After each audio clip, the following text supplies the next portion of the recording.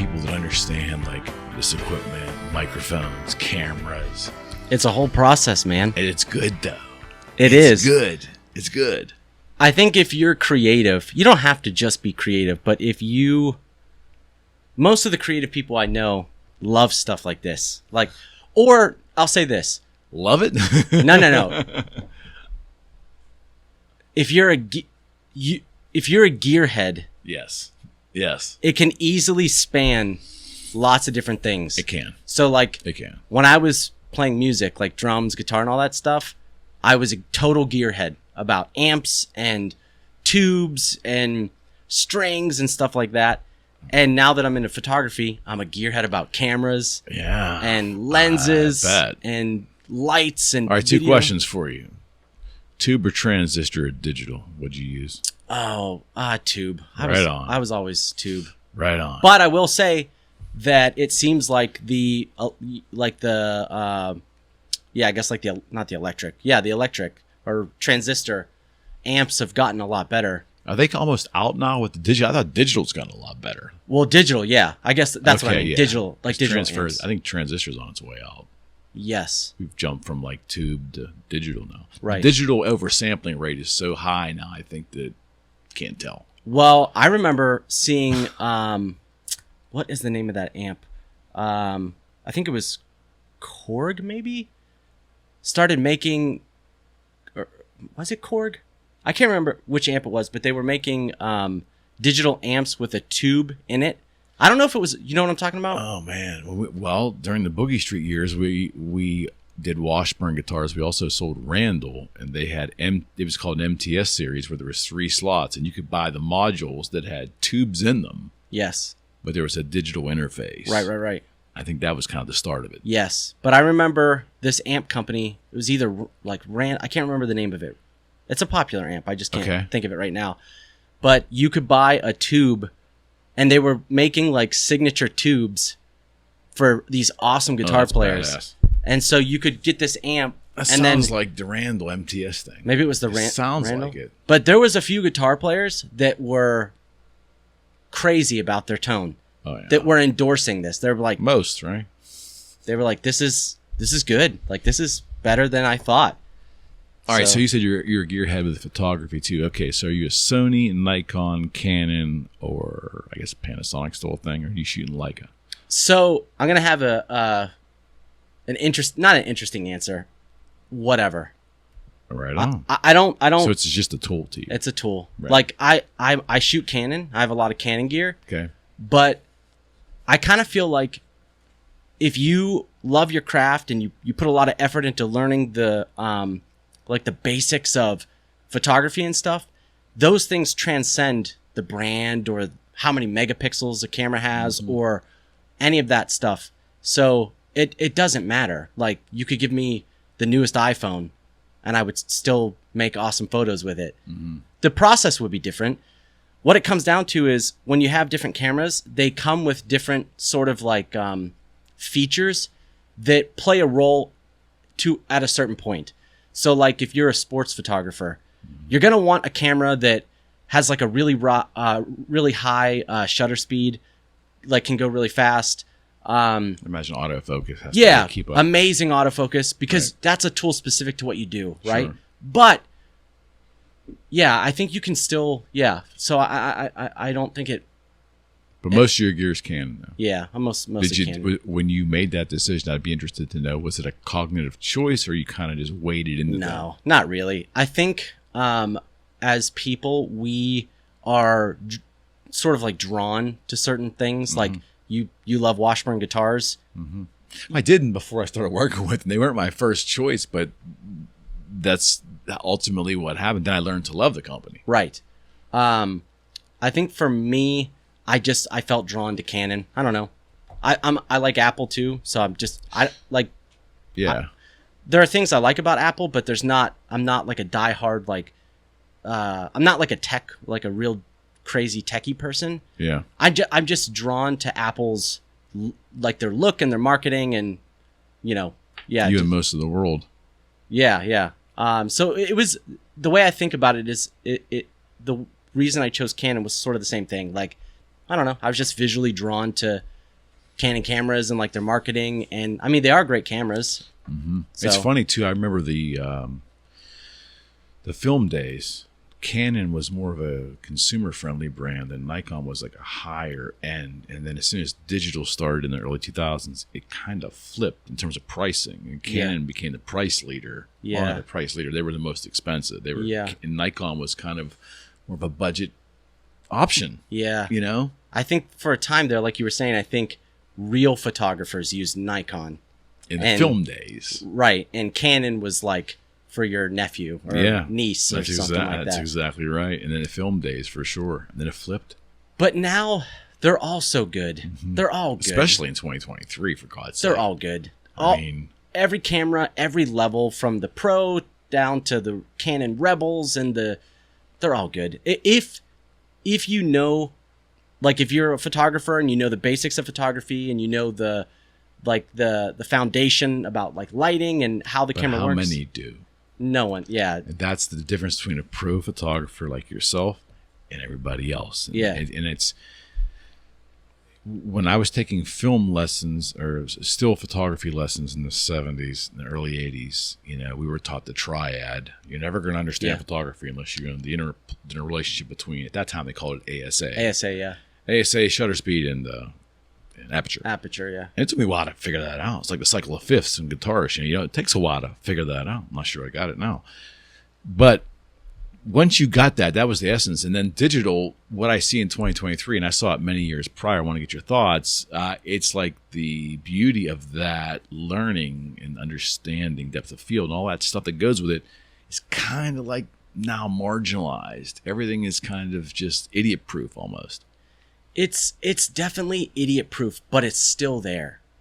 It's still there. Like, it's still a tool. It still is a choice that you can make that will affect your photos. Like, you can make an intelligent decision about how blurry you want the background, or if you want like a larger depth of field or whatever.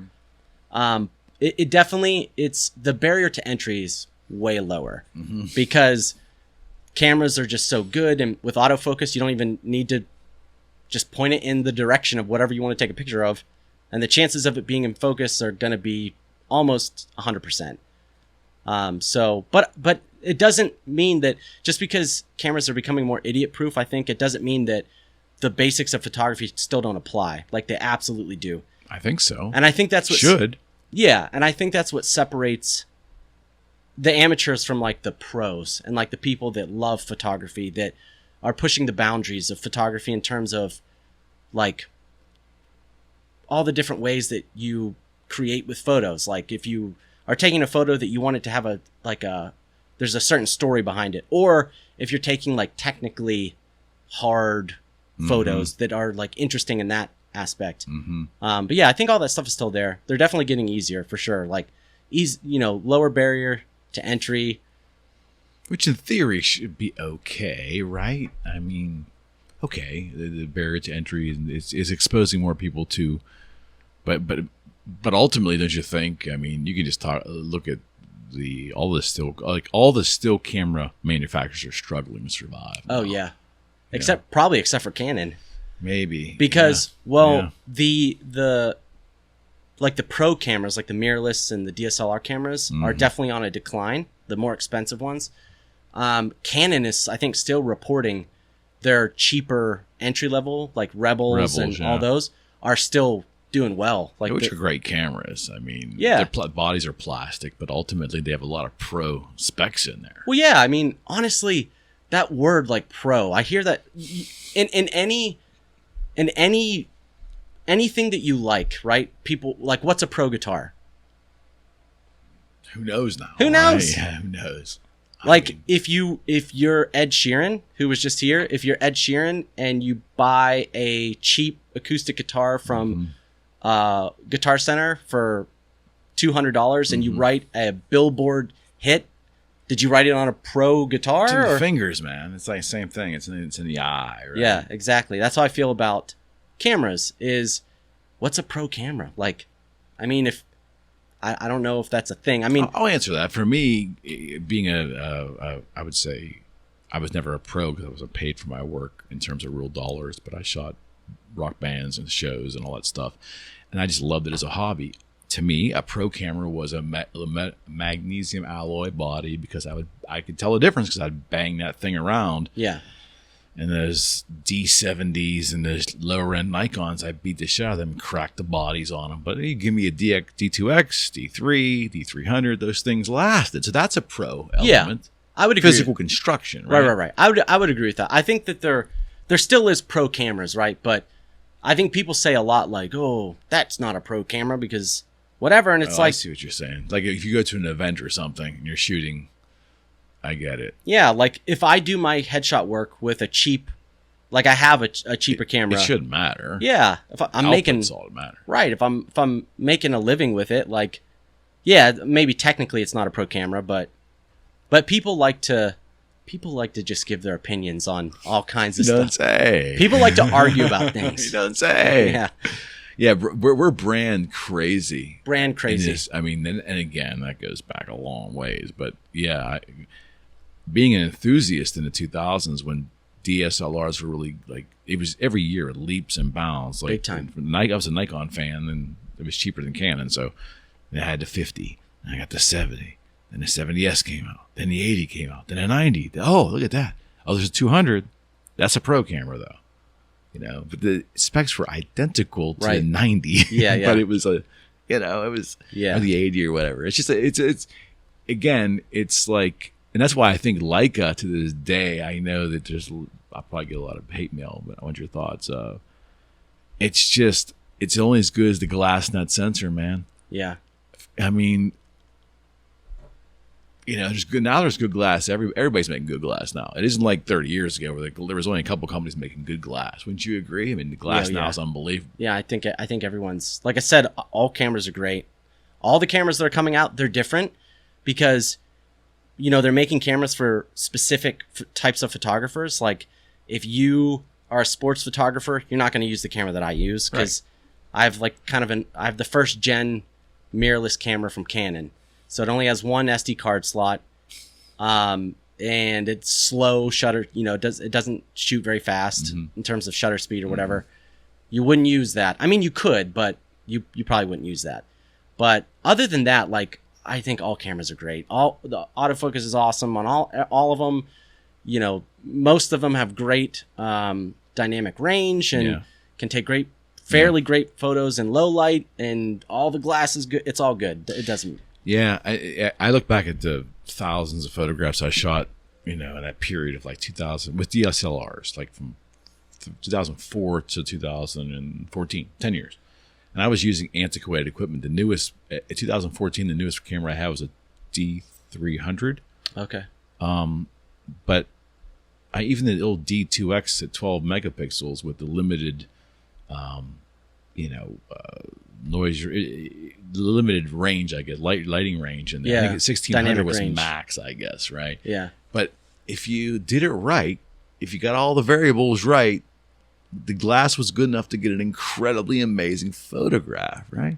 Honestly, I kind of pride myself in not using the latest and greatest gear because I see so many people that they'll spend all this money on maybe, let's say, like a pro camera or like a prosumer camera, like $3,000. What does that even mean anymore? I don't know.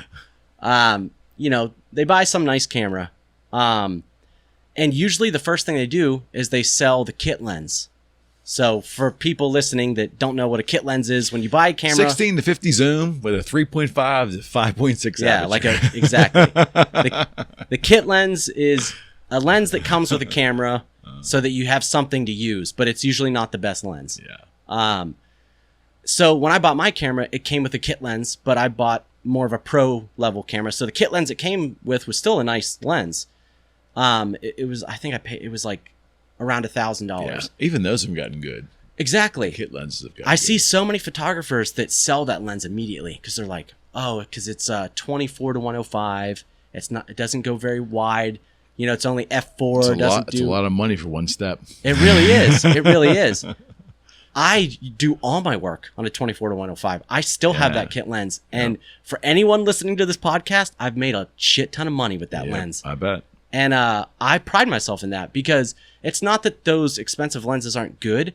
I just want to send a message that, like, it's about the vision and the techniques that you know. No question. And the knowledge, like learning knowledge about how do you make an awesome photo, right? Because you can do that with a phone. You can make awesome pictures with a phone. Right. Not saying that the nice cameras aren't nice. Do I still want the newest Canon R5 that's like, $4,000? Yeah. Do I still want that awesome 70 to 200 f2.8 that's like $3,000? Yes. Yeah. Sorry to my wife. I do want those things.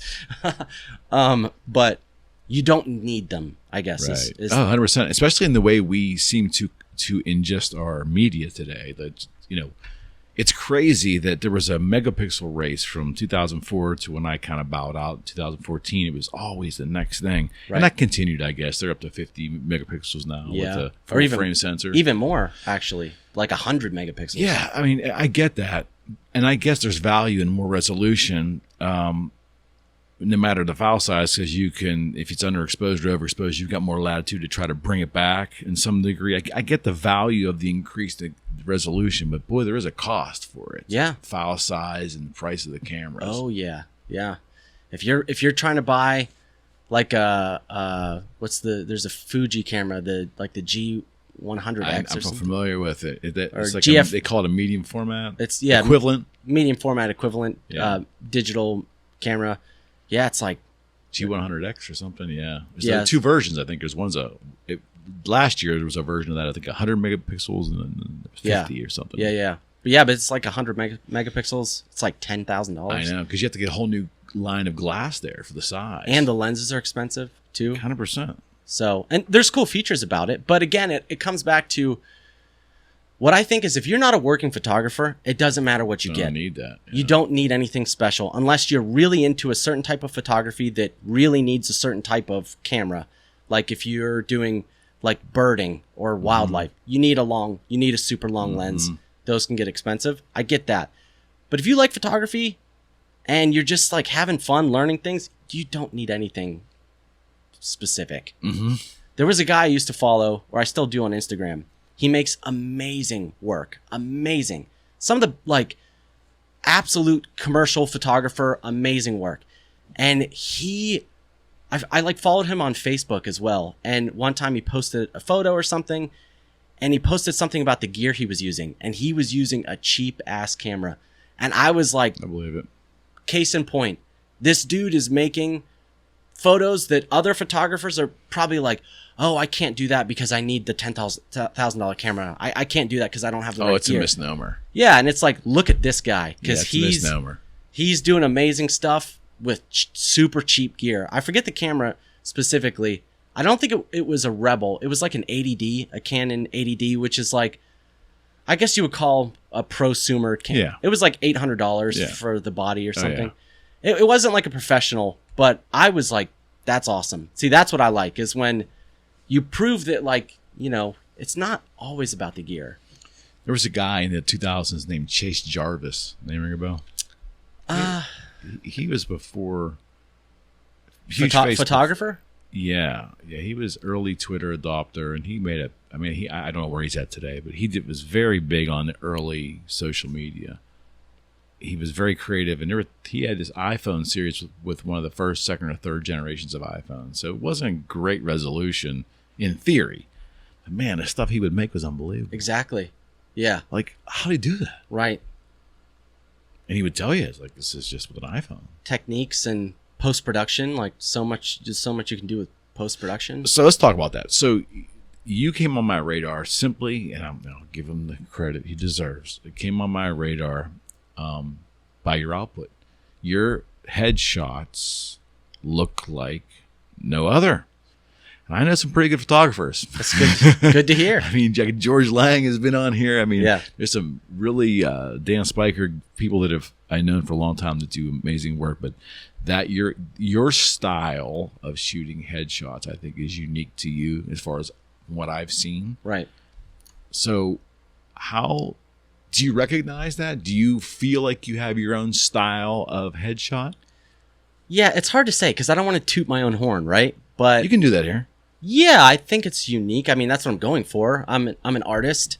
right? Headshots aren't just a thing I do to try to make money. Obviously, it's awesome that I'm able to make money taking headshots, but I do it because I genuinely think it's cool, and it's art, I think. Mm-hmm. And it goes beyond just the photo as well, because like I'm generating this photo from another person, and we're interacting. When they come to my studio, I don't know if they're having a good day or a bad day, or I don't know if they're nervous or if they're not nervous. Right. I mean, usually people are nervous.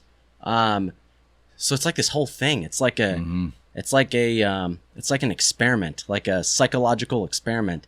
Like, how am I going to get a good photo from someone who's not used to standing in front of a camera, that doesn't think that they're photogenic, and also is like nervous, and maybe like when they ordered their coffee, they got the wrong drink before they got to my studio, right? So it's like I need to, So, I mean, that's what I'm going for. I'm going for something unique, I guess. Like, I want to be me. I don't want my stuff to look like other people's stuff. And that's got to be hard, though, in your field. I mean, you've got, separating oneself today and being truly unique. I mean, I think most people want to be authentic, and they probably are, but there's probably a lot of sameness out there because there's just so many people. Yeah. I'll say uniqueness is tough. To you, there's probably a lot of sameness, but, to me as the artist, like, I see the differences. Like, I see that my work looks drastically different, so I'm happy that you noticed that maybe my stuff looks unique. But I think the majority of people, they're like, they look, I could show my wife 2 photos that I think look worlds different, and she would be like, it looks the same to me. That's the photographer's eye, though. I get it. No, I totally get that. Did you make a cognitive decision to just concentrate on headshots? And if so, when did that happen? Yeah, so when I'm gonna blow the whole thing open. I'm new to photography. Like, it's not like I have pictures of me when I was 6 years old with the film camera. No, like I was a rock and roll dude in high school. Like, I wanted to be on stage like Dave Grohl playing drums in a rock band. That was my dream for a really, really long time. Toured in a band and everything. And then when I found photography, I think I've always had an entrepreneurial spirit. So everything that was in my life, it was always like, well, how do I get value? How can I get value from this? Whether it's money or whatever. Money would be nice. Was my usual. It helps. So when I found photography, I thought of a few different things. So I really liked product photography. Okay. And I still do. Okay. Product photography is really fun. Okay. Because you don't have to work with anybody. You're taking pictures of a thing, like, I don't know, like deodorant or something, or like a product. And it's just fun. It's unique. So I really liked product photography. That was one that really stood out. Like, when I was thinking about what if I did photography, product photography was on the table. Okay. And then the way I found headshot photography was, I think I found this guy. His name's Peter Hurley, and he's a really well-known photographer from New York. He's, pretty famous, world-renowned for headshots.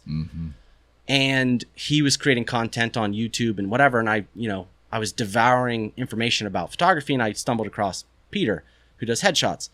Peter has a mentoring group called the Headshot Crew, and it's all about headshots, and he has a unique style. So if you saw Peter's style, you would look at my work and be like, oh, I get it. Like, I'm basically emulating Peter. Okay. What I loved about Peter is that before finding Peter, I thought headshots were, simple and, like, for lack of a better word, like, boring. It's like, oh, a headshot. Yeah, anyone can take a headshot. Just stand in front of that wall over there and I'll take a picture of your head. But I found Peter, and he just uncovered that there was way more to it than just taking a photo of someone's head. Technically, and the psychological aspect I was talking about, because people are nervous, right? How are you going to get a great, authentic smile from someone if they're super nervous? Yeah. So it's like this whole thing that you got to work through with someone else to, like, help them feel comfortable. And I thought that was awesome. And Peter's work was cool. It was, like, badass. And when I found it, I was like, man, I didn't know headshots could be so badass. Like I thought headshots were boring. And so, yeah, so it was product photography was the biggest one, and headshots were, when I found Peter, we're like, okay, which one? And then I found Headshot Crew, the mentoring group, and that's what really kicked off the headshots. So I was like, this is awesome. This group is awesome. There's a lot of great photographers that have been doing it for a lot longer. They have more experience. They're rocking and rolling in their business, like making money. And I think, so probably to answer your question, what got me into what made me choose headshots was, oh, this is cool. And also I saw some of the money people were making, and I was like, that's cool. Like, so headshots were interesting. Seemed like a viable option in terms of like doing my own thing. Do you, I would imagine most of the work is at your studio. Is that right? Now, do you ever do headshots on location? I do. Because some corporates, I mean, traditionally that's how it was done. Exactly. So right? I do headshots on location for businesses. I do have a whole host of businesses I've worked with, and, I definitely do that. Those are kind of like the two avenues. I do a lot of work at my studio, and I do a fair amount of work on location for businesses. If someone is just like, hey, I want a headshot, if just like one person, you're like, can we do it outside? I would do it, but I use lights and stuff, and it's that's the magic, right? Well, yeah, exactly. And it's just, when you ask me to do headshots on like outside, it's just not as simple as like taking it. I mean, I can do it with a camera, right? But I have a style that I want to, maintain that style, and I'm working towards a style and everything. So it's a lot. Like I have to like bring all my gear outside. Yeah. We have to find a location, and so you prefer to be in a studio. I like both. I like doing stuff outside more for portraits. Okay. So a headshot to me is a tight picture of your head, just your head. If we go past like the chest area, it's not a headshot to me anymore. I would agree with that. It's a portrait. I agree with that. So that's the kind of like the way I look at it. So headshots I like doing in the studio. Portraits I like doing in the studio, but I love doing portraits outside because there's another element that comes into play, and it's just lighting is harsher outside sometimes, though, right? I use lights. I use artificial light. So the lighting, I mean, I have to, if I'm going to do a portrait outside, I have to be aware of like the conditions, like, and I have an app on my phone that tells me where the sun is, like in any location, anytime, like in the past, that's cool. In the future. I mean, I could look in this location here, like where the sun was 10 years ago, and it'll tell me like where it was. Wow. So I like pay attention to that. If I'm going to do a portrait on location, obviously I have to pick a location, and I want to know where the sun is going to be, so I can plan like composition and stuff like that. But then I would like bring a light and blend the two. Yeah, I mean, I learned a hard lesson early on about that's what flash fill is. I would take a picture of someone outside, and half their face would be shadowed. And I'm like, how come my photos don't look like that? Yeah. Oh, you can use artificial light outside. Yeah, blend the two. Which really, talk about like confusing people. I mean, for some reason, I don't want to knock anybody, but for some reason, younger photographers are so terrified of artificial light. And I don't like, it is confusing if you think about the language that is used to describe artificial light, because whoever decided this, there's different language. So like if you're talking about the camera and the way that the camera is, like reading the exposure, it's stops of light, right? But then whenever you get into lights, some of them have just like a number scale, just like 1 through 10. And 1 is the lowest power and 10 is the brightest. It's not the same as like it's just all different. The correlation is different. Right. So it can be confusing, but it's so simple. It's so simple. Like you have your camera, you pick a scene, whatever your scene is, you find your exposure, and then you add in a flash. And if you're lighting a subject, if they're too bright, turn the flash down a little bit. Right. Or if it's not bright enough, turn it up just a little bit. Right. It's that simple. I was always confused about the difference between like a static light and flash. Like why does the photographer tend to want the flash? Yes. Okay. So basically you've got flash, and there's all this different language. You know, back in the day, they called them strobes. Yeah. I call them strobes. Yeah. So you have strobes and you have constant lights, and you said static. I call it constant lights. Like a light tree or like a light box. Yeah. Whatever. There's tons of different. Now there's LED. There's lots of LED. Well, this is a static light, right? Yes. Yeah. Constant light. Yeah. So strobes are way more powerful than constant lights. Okay. Like way, way, way more.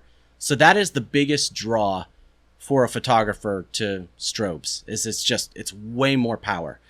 And most of the time, as a photographer, you want to be able to control the light in any scene, right? Like if I'm in the studio, I want to knock out all the light. Like I don't want any of the light from the windows bleeding in, because the sun, the light that's happening outside is going to have a different color, temperature, Kelvin, right? Exactly, than the lights that I'm using. And if you blend the two, things are going to look funny. So I don't want that. So in the studio, I set my camera in such a way that it blocks out all that light. So if I turn all my lights off and I take a picture, it's just going to be black. My camera can't see anything. So then I can use all my lights that are the studio strobes that have the same color temperature. I can control everything, and that's what I want. You need power for that. Like to be able to like really knock out light, you need to have a lot of power, and strobes provide that. And then also, not to get, like too technical, when you knock out all the light and your camera can't see anything, if you take a picture without any lights and it's just black, now it's kind of like your strobe is your shutter. Yeah. Because your camera can only see the image when the strobe fires. So another reason... So your focus could be off too. Well, that's a problem that I think existed years ago, but now cameras have gotten a lot better, and it's focusing isn't a problem if you're essentially the camera's in the dark. Okay. But another draw to flash and strobes for photographers is usually a strobe fires really fast. It can, even faster than your camera. So it allows you to like freeze action like really well. So, but you need a lot of power for that. Someone told me that when like someone goes and shoots a hockey game, that the PPG Arena has strobes way up there that are all triggered by remotes on these cameras, but they're so quick. Their burst times are they're not perceptible to the fans sitting there, which is crazy. Yeah, it could be. So maybe I don't know.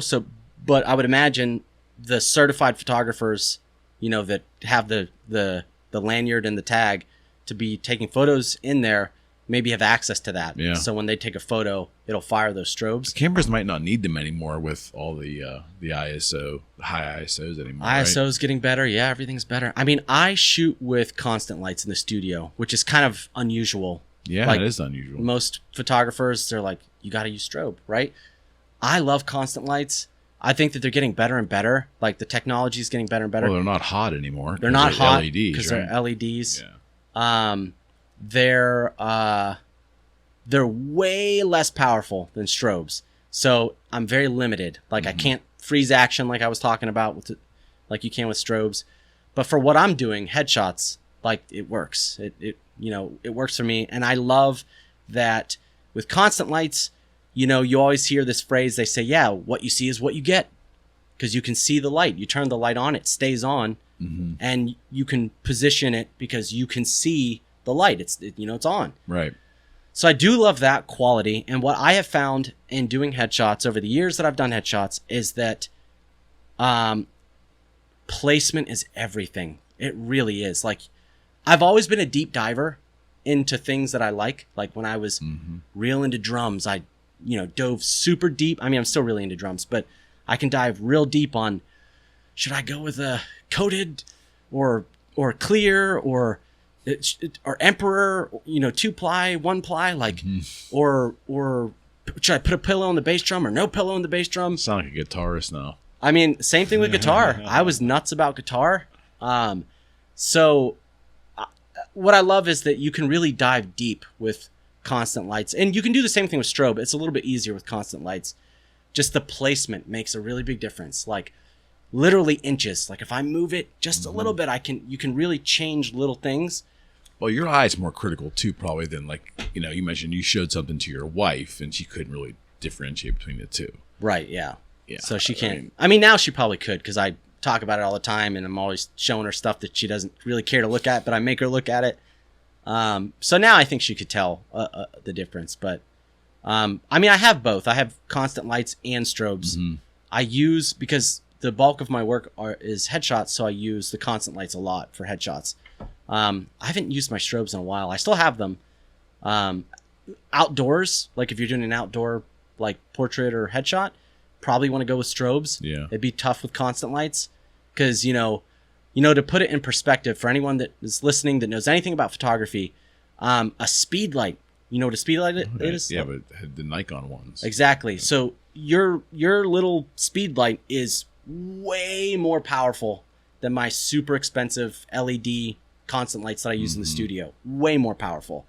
And I have these panels and they're 100 watts each. So I guess effectively it's like 300 watts if I'm using all three on a person's face. And a speed light is way more powerful. Yeah. Even just a speed light is way more powerful than that. So, so there's benefits to both. And you can use them in conjunction with each other, right? Yes. I mean, to me, it's almost like if you, the one aspect of photography was always difficult to understand was lighting. It was the last bastion that I said, if I'm ever going to take this, I'm at that precipice. Like I'm still at amateur level, having fun. But if I go that next rung, I've got to really study lighting. That's the story for I just for didn't want to everybody. do it. Yeah. Lighting is the great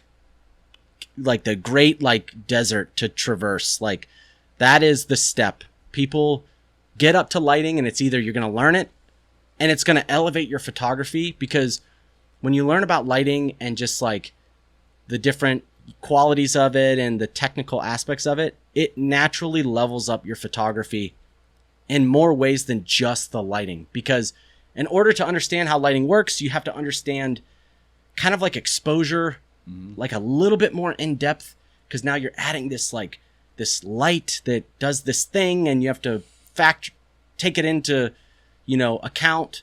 So it definitely levels up your photography and you'll understand natural light. Because if you have to learn about lighting, you have to learn about strobes and the power, and you have to learn about different softboxes and what they do and placement, and you learn all those things, and then you're like, oh, okay, so basically a window is like a softbox. Mm-hmm. So you just learn a lot from it. So, but yeah, that seems to be. Oh, it's the creativity too. If you're really thinking out of the quote unquote box, you can find light and angles and shadow. Fascinating. It really is. So lighting is the thing that really drew me to photography. No shit. Yeah, that's the thing that got me super hooked. It was that, and it was how low the barrier to entry is these days, like we were talking about with cameras. Same thing for lighting gear. I mean, that's changed a lot.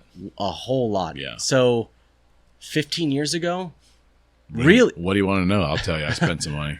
I mean, really only people that were real serious about the hobby and like professional photographers used artificial light. Oh yeah. Beyond a speed light. Because when you got into strobes, so we'll say the speed light is the little light that goes on your camera. A strobe is like a big studio light. Only professional photographers really used strobes. Why? Because one, they had a cord that you had to plug in. And if you wanted to take a photo outside, you had to get a generator. You had to get... I had fluorescent bulbs in there with like a shield in the front. That's how they were powered. It was before LED. Okay. It was a pain in the ass. Yeah. Pain in the ass. You had all those bulbs. They would break. Exactly. But now things are so cheap and everything is battery powered. The batteries are rechargeable. Everything is remote controlled, just built into the unit. Like all the lights that I have are like wireless. It's built into the unit, and I have this little remote that I can put on top of my camera, and I can control every light I have that's a strobe. Like I have a couple big studio strobes, I have a couple small speed lights, and that little remote, I can use all of them. Like it's a whole system. Yeah. So and it's expensive, but not as expensive as it used to be. No, I would agree with you. In general, I think LED technology changed really was a game changer. Oh yeah, big time. It's usable. And Amazon's proliferation was a game changer too. Yeah, it's usable. I mean, I'm seeing way more photographers use LED, me included. I see a lot more professional photographers using constant lights in their work. But yeah, lighting, man, that's what got me hooked. Did you start right after the mirrorless camera introduction, or did you have a DSLR? No, I never had a DSLR. So I got my very first camera in 2018. Okay. And it was a little Canon mirrorless camera that I think is gonna be discontinued because they keep coming out with new cameras. But yeah, it was this little small camera that was. Did you ever play around with DSLR? Yes, I have. Yeah. You don't know what you're missing, man. No, there was something organically beautiful about that that mirror flap. I mean, exactly. Yeah, the shutter when you push the button, of like course. ka-kunk. Yeah, I think so. I mean, I know efficiency wise, especially for rapid shooting, there's probably a lot of advantages to mirrorless. I get it. There There's is, just yeah. something organically beautiful about that. Yeah, I love it. I've messed around with a DSLR. I've never owned one, but of course, when I was a young man, I mean, I'm still a young man, but when I was younger, I had tons of friends that had cameras, and back then it was DSLRs. I remember when Canon came out with the 5D Mark II. Oh yeah. Which was a pro camera of theirs. 2008? I think so. And it was I think the first camera ever to have HD video capabilities, like 1080, whatever it was back then. Because I had a roommate that was going to Point Park for cinema, and when that camera came out, I mean, it was expensive, but not as much as like a movie camera. No. And so he was like, I'm going to get that because I can make movies or shorts or whatever I want with that. So I fought that. When Nikon started introducing video as like an ancillary thing, I want to say it was the D300 maybe, or D3. So we're looking at 2009, 8, something like that. And I remember saying to myself, this is not good. Like I had no interest in video at the time. I had no interest in video. I was such a still photography nut. But I saw them blending it all together, and I think the theory was that they were trying to get more wedding photographers to buy the one product to be able rather to than do it all. Having to do 2 cameras or whatever. I guess. I'm sure they had studies that said the consumers wanted it too, because I guess the phones were starting to take video. There was competition from there. Yeah. So now that we're 2023, do you think that the video component of these cameras is now superseded the actual still component? That's a great question. I think that if you're asking, is video more important? I would say yes, because social media is such a big thing. I would never buy a camera that couldn't also do video right now. Okay. Because I use video. Even though I'm a photographer. I like stills. I like making photos. That would be a deal breaker because I use it for social media, and I like having the capability. So yeah, I would say maybe video is more important. Do you think eventually still photography may get marginalized and may go away over another generation or two? I don't think so. This is something I've been thinking a lot with all the AI stuff. Photography's been around forever. I don't even know how long, 100 years, more than that, maybe? Yeah, more than that. More than that. I don't think photography, I think it's going to change. I think the way that, people do photography for money, that kind of thing, like having a photography business, I think it's definitely going to change. I don't think it's going to go away. Look at painting, right? Like the film camera crushed painting. And if you want to talk about technicality, a film camera was way better than a painting because it was exact. Like you took a picture of something, if you got the exposure right, it's not like someone painted you and it's like, oh, my eyes don't look exactly like mine, but it's pretty good. But people still paint, people still pay a ton of money for paint, to buy paintings and stuff. I think it's a classic art. I think it's a respected art. Like there's colleges that. Oh, certainly. Yeah, I don't think it's going to go away. I can't see. It's if you on a broader picture, I think it's kind of like I think it'll survive, Jordan, because it is the snapshot of a moment in time. Yeah. Which I guess a short video clip is too, but this is easily digestible. It's almost instant. Right. And then your mind looks at it and creates the story behind it. Yeah. As opposed to video makes us intellectually lazy, I think, because it's just we want everything spelled out. But it's just a lot of interpretation in a photograph. Exactly. I think people like to interpret things differently. So I would hope we like to still do that. So some people like video. That's what really movies. That's what gets them. Like, oh man, I'm just a movie nut. Some people love photos. Some people love to buy photos and just hang them in their houses. It's different. Like I like video. I like movies. I like photos too. I would say for me, what kind of joins all that is lighting. I think lighting is so cool. Like, just seeing how you can take a really boring scene. Like if we took a picture here or something like that without any thought of like how it's lit or what you're trying to highlight in the photo that you're making, it might be a little not boring. Your studio's not boring. It's cool. It's weird.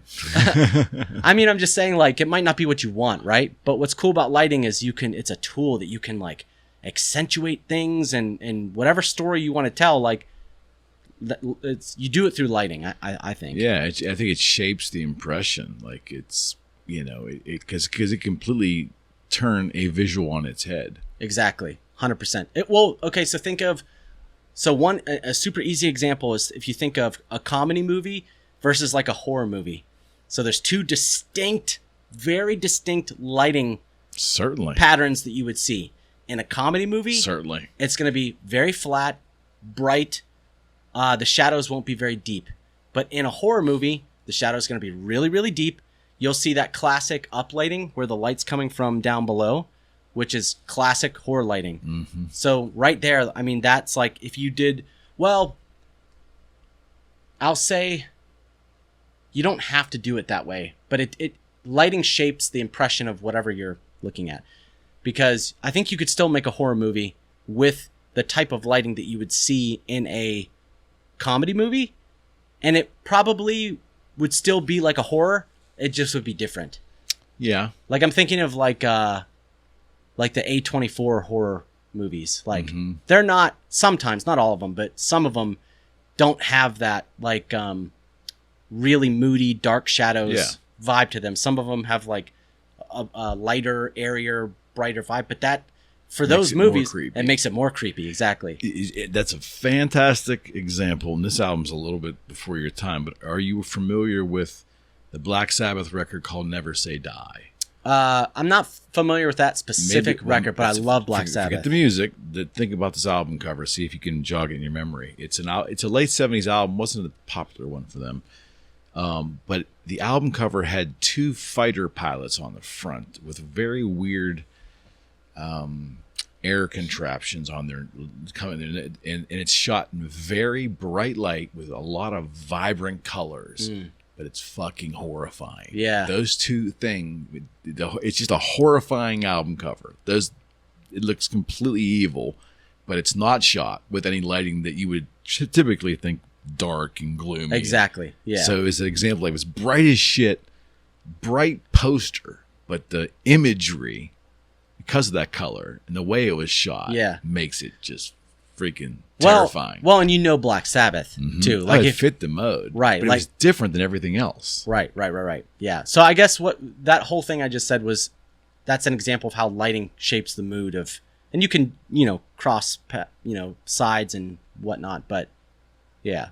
Yeah, it's just a scary. I mean, that always stuck in my mind. Like, look, this photograph is done in a way that has all these colors, and it's real bright, and the sky's blue, but it's just it's more creepy when you realize how creepy they look, and it's done in unusual lighting that you don't expect. I mean, it's a disconnect in the mind. Exactly. Maybe. Yeah. Like people said, those Saw movies, like there was moments where the lighting was completely normal in those scenes, but when the guy's cutting his leg off me, but if they're doing it, it's just not typical. Yeah. And that's what makes shit funny to me. Not funny, but like just makes it odd and interesting. And interesting. Exactly. Yes. I think that's how you kind of see, this is the thing is if you don't take that step talking about lighting and photography, you can't do those things really. Like I think you can still make intelligent decisions, and I'm not dumping on people that don't use artificial lights or anything. I'm just saying when you take time to learn about lighting and artificial light, and in turn learning about artificial light, you learn about lots of other things. You can make those decisions. You can make a decision to get like a really creepy looking subject and use a brighter looking, less shadowy light on them. You get to make that decision now. So, and I think there's people that, I know a lot of photographers that they do natural light and they're really good at it. And that's their thing. I mean, like I personally, I love futzing and playing with things and making decisions and, creating something. So it got tough for me a couple years ago because I would start to look at everything just ultra critically.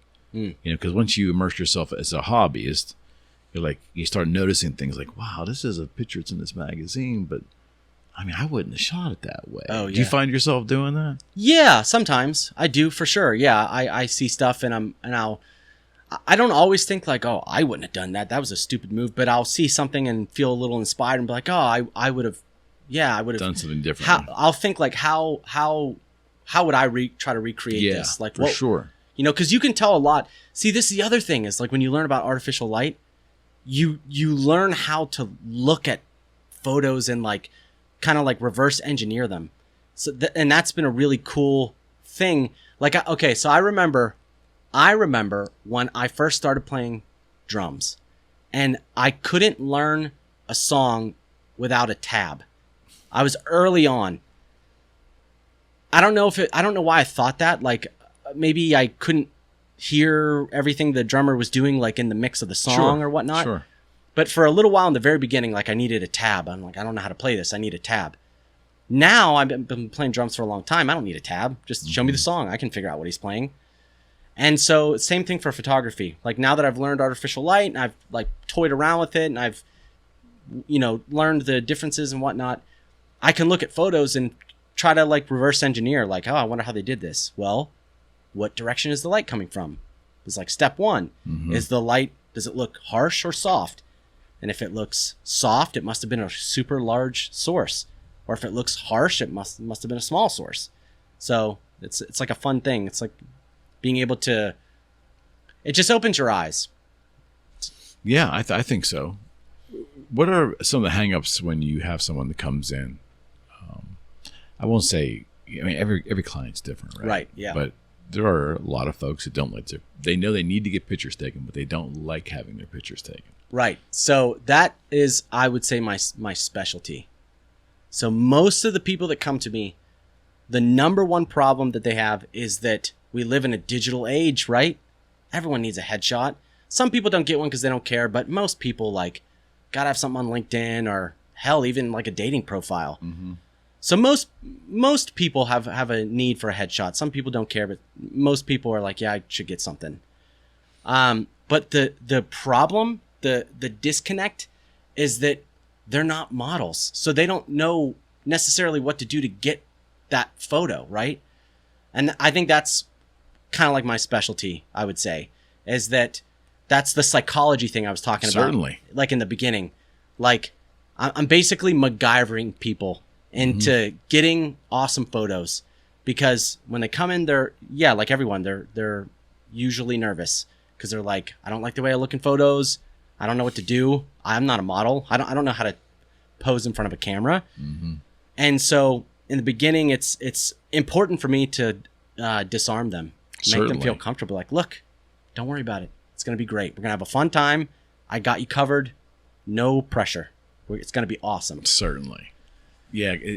Apprehension to the camera is a funny thing. Yeah. Like, people either kind of have it or they don't. I mean, I I never thought about having my photograph taken, but every time it was ever taken at any point in my life, it never bothered me. Right. But I know a lot of people that it just terrifies them. A lot of people. Yeah.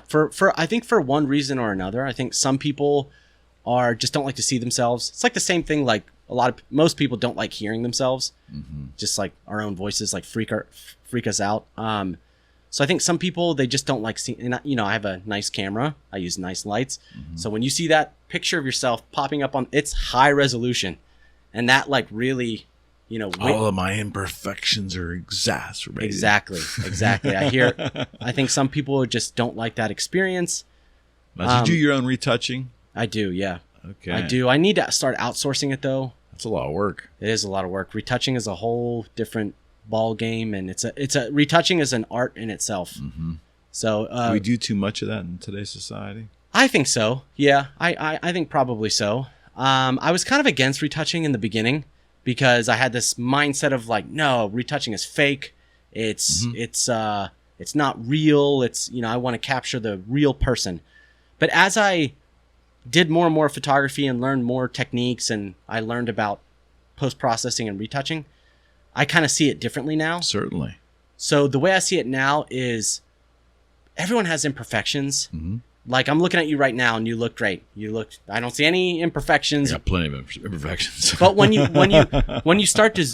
zoom in, yeah, you start to see things that no one ever notices. Oh, no doubt. And so the way that I look at retouching is I clean up things like that. Like little things that, like when I'm retouching a photo, the way I think of it is I'm making the person look how they looked when I saw them in my studio. Mm-hmm. Because I'm not this close to them, right, staring at every pore. Right. But when you're retouching, you're zooming in and seeing things in really high detail. You notice little, no doubt, little things. I definitely think we go too far. I think that people. Well, apps have started that craze, right? Yeah. Primarily Instagram and you've got these filters that just automatically smooth your skin and things like that. And I think for me, one of the biggest issues with AI is just like, how do you know what's real anymore? Like our real photographers going to have to start putting like a stamp on their photos. Like, hey, this is a real photo, not to ask AI. You about that. Like, that's where we're headed. Yeah, big time. I mean, it's going to happen in music and film and the rest of it eventually. Oh yeah, big time. I think that, I don't know. Even podcasting at some point in time. Oh yeah. I mean, have you seen the AI service software, whatever, that makes your voice sound like it's recorded on a really nice mic like this? No. Yeah, so you can take a video with your phone, just like your iPhone. If you have your phone close to you, the audio is usually pretty good. But if it's like far away, further away, or if like there's people in the rooms, the audio is like not the best. Well, there's this AI software now, I forget what it's called, that just takes that audio and it makes it sound like it's a matter of time. A super nice mic. All that goddamn money I spent on these microphones too. Didn't need it, right? You know what though? It's gonna keep happening. It's always happened. The AI is not new. It's just a continuation of technology. There were old curmudgeon photographers when digital photography came out that were like ridiculous. It's not real. You're not a real photographer. I knew a bunch of them. Look at us now. Well, to me, I thought it was the greatest thing in the world because film was not cheap. Yes. And wait a second, you see, I can take a picture and like 10 seconds later, I was chimping, right? Where I was like constantly looking, but it was great because I take 100 pictures of my newborn in 2001 and I could like keep 10. Yeah. Dismiss all the other ones. Yep. And there wasn't any film costs. It was unbelievable. It was an amazing. The difference between ending film in my life and moving to digital as a hobbyist was incredible. It was incredible. Yeah. Yeah. I mean, I think, I think AI is incredible. I think it's the same thing. It's different, right? AI is different than digital photography, I guess. But I think everything has its place. AI will definitely have a place. I mean, certainly I think it does have a place. Exactly how, I don't know. I don't even think the guy who made ChatGPT really knows. Yeah. As long as it serves us and doesn't rule us eventually, as long as it continues to serve us. I think it will. I think it'll be both. I think it'll probably be both. I mean, I think that AI is probably a premiere that we're approaching that is of a pretty massive weight, like more than going from film to digital. Like AI is pretty huge. So I think AI is going to have a really, really big effect. I think it's going to change a lot of things. I think it's going to enhance a lot of stuff. I think it's going to make our lives easier in a lot of ways. Is it going to rule us? It probably could. I don't know. We'll have to see. But I think that, I guess I would like to think that it'll fall into place, and it'll be a tool. It will remain a tool. It'll be a tool. It's going to take a chunk out of human creativity. That's my fear. I mean, an argument was given to me that it's just going to change human creativity. Maybe, but I can see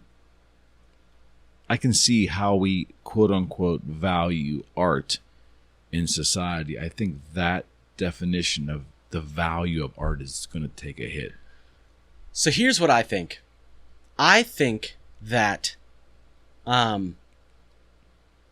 that AI will absolutely change creativity. But I don't think it'll get rid of it, because humans have been creating forever. We are creators. That's what we do, is create stuff. So I think it might even get to a point where, say you're like a business owner and you could easily just get AI to do tons of stuff for you. But I think there will be business owners that'll say, I want to hire people. Who wants to sit in a dark room having AI do everything for you? Like, there's going like a pushback almost. I just think there's going to be applications where AI won't be used just because someone is like, I don't want to use AI. So will we market human creativity as a premium experience and AI as a budgetary experience? Could very well be, yeah. My fear is that in the music world, that we could theoretically be headed down a path that eliminates, for the most part, human creativity. Okay, so I have a rebuttal. Why I'm not 100% sure about that. Think about the drum machine. When the drum and Pro Tools. So when Pro Tools came out and the drum machine came out, everyone thought, "Oh my God, this is it. Don't need drummers anymore. We have a drum machine. Who would ever hire a drummer?" But drummers still exist. They're thriving. They do. They're alive and well. And I would say that now that you probably wouldn't go around telling, if you're a rock band, you probably wouldn't go around telling everyone like, "Oh, that's actually a drum machine on our record." You know what I mean? Because it's way cooler. Like, yeah, we're a rock band. We have real drums, real guitar. It's like the same thing with auto-tune. Like, people now kind of tout that, like, yep, no auto-tune. I'm actually that good at singing. So I think AI is different, and I'm not saying that you don't have any point at all. I think that I might not. I don't know. Yeah, I think that that's something that I think that AI, it's going to change a lot of things, but I think that a photographer making photos, I think, will still be valuable. Oh, I personally think so too. I mean, anything organic and real and human made, to me, will always hold value for me personally. Right. But I can see, okay, so you take someone like Taylor Swift, right? And she's at this point of a filming, she's the biggest musician on the planet. Yeah, she's huge. So you take someone of that stature, and let's fast forward 7 years. It might not even take that long. But during the next 7 years, AI continues to develop. It's not going to be a hard choice for, I don't know, quote unquote, music executives or entertainment executives to go that AI and say, okay, we want the next hit record. and vocals, everything together, not just a drum machine, the whole bloody thing. Let these AI crank out these songs. Yeah. If something hits, you create a name for it. It really is about what sells. Yeah. And it's money. And I can see, I hate to use the word greed, but I can see the capitalistic nature of our society. People saying, well, if I don't even have to hire a human, I don't have to pay a human. True. I absolutely think that'll happen. Will the public ingest that, though?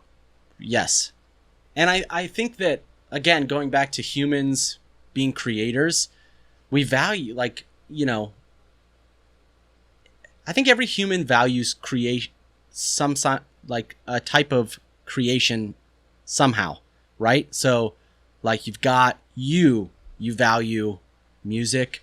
Mm-hmm. So if you were recording, you'd probably say, hell no, I want a drummer, a real drummer. Yeah, of course. But you go to the next person down the street, they might not give a shit. And they might most people don't care. They might say, I'll just use Pro Tools and program the drums. Mm-hmm. So I think that yes, there absolutely will be, you know, people out there like, oh, I can make a bunch of money. Mm-hmm. I can bring back Kurt Cobain. I can make a new Nirvana record and not pay anybody. Right. And probably make tons of money. Some kid might be able to do that from his garage. I think you can already. Did you see Rick Beato? He did a whole video about it. Do you know about Drake AI? Yes. Yeah, someone made a song and used AI to generate Drake's voice, and it, from what I understand, it reached the charts. It reached the charts because people thought it was a Drake song, but it was an AI generated version. And so what Rick We're susceptible. Yeah. So what Rick Beato was saying is that he can see, kind of like what you just said, he can see studios saying like, Drake, I don't even need you anymore. Like, I can generate your voice. I can make my own. Us, a lot of privacy issues there, right? I mean, sure. I that is a whole nother can of worms. I think that's going to be a problem. Is so say I use ChatGPT to write a song, right? Lyrics and the guitars and whatnot. I've done it before and it sucks. It was cheesy lyrics and everything, but it'll probably get better. But say I use ChatGPT to write a song and say it goes nuts, mm-hmm. and I make $1 billion mm-hmm. off this song. I mean, at a certain point, the guy that runs ChatGPT might say like, whoa. How much money are you making? Mm-hmm. He might say like, I want a piece of that pie, and he'll find a loophole to say like, well, actually, I know that you think you own those lyrics, but it was our program that generated it. So I think there's going to be a lot of problems with that. I think that, and with the images and everything, because I mean, even now, AI, its brain is the internet, is what is already on the internet. So it's not thinking for itself. It's using other people's work. So there's copyright problems right there. If it can be like lassoed in and managed, right? Exactly. I think there will be copyright. I think, or say I use ChatGPT to write a song in the vein of Black Sabbath, mm-hmm. and I make this song and the lyrics sort of sound whatever. Like, could they sue me, or like, I don't know. I would think they'd be open to trying to, right? I mean, you have all those lawsuits where one artist says they were plagiarized by another artist, and then the jury has to decide whether that song sounds like it or it doesn't sound like it. I mean, that's been going on for decades. Yeah, a long time. Yeah, you got what was it?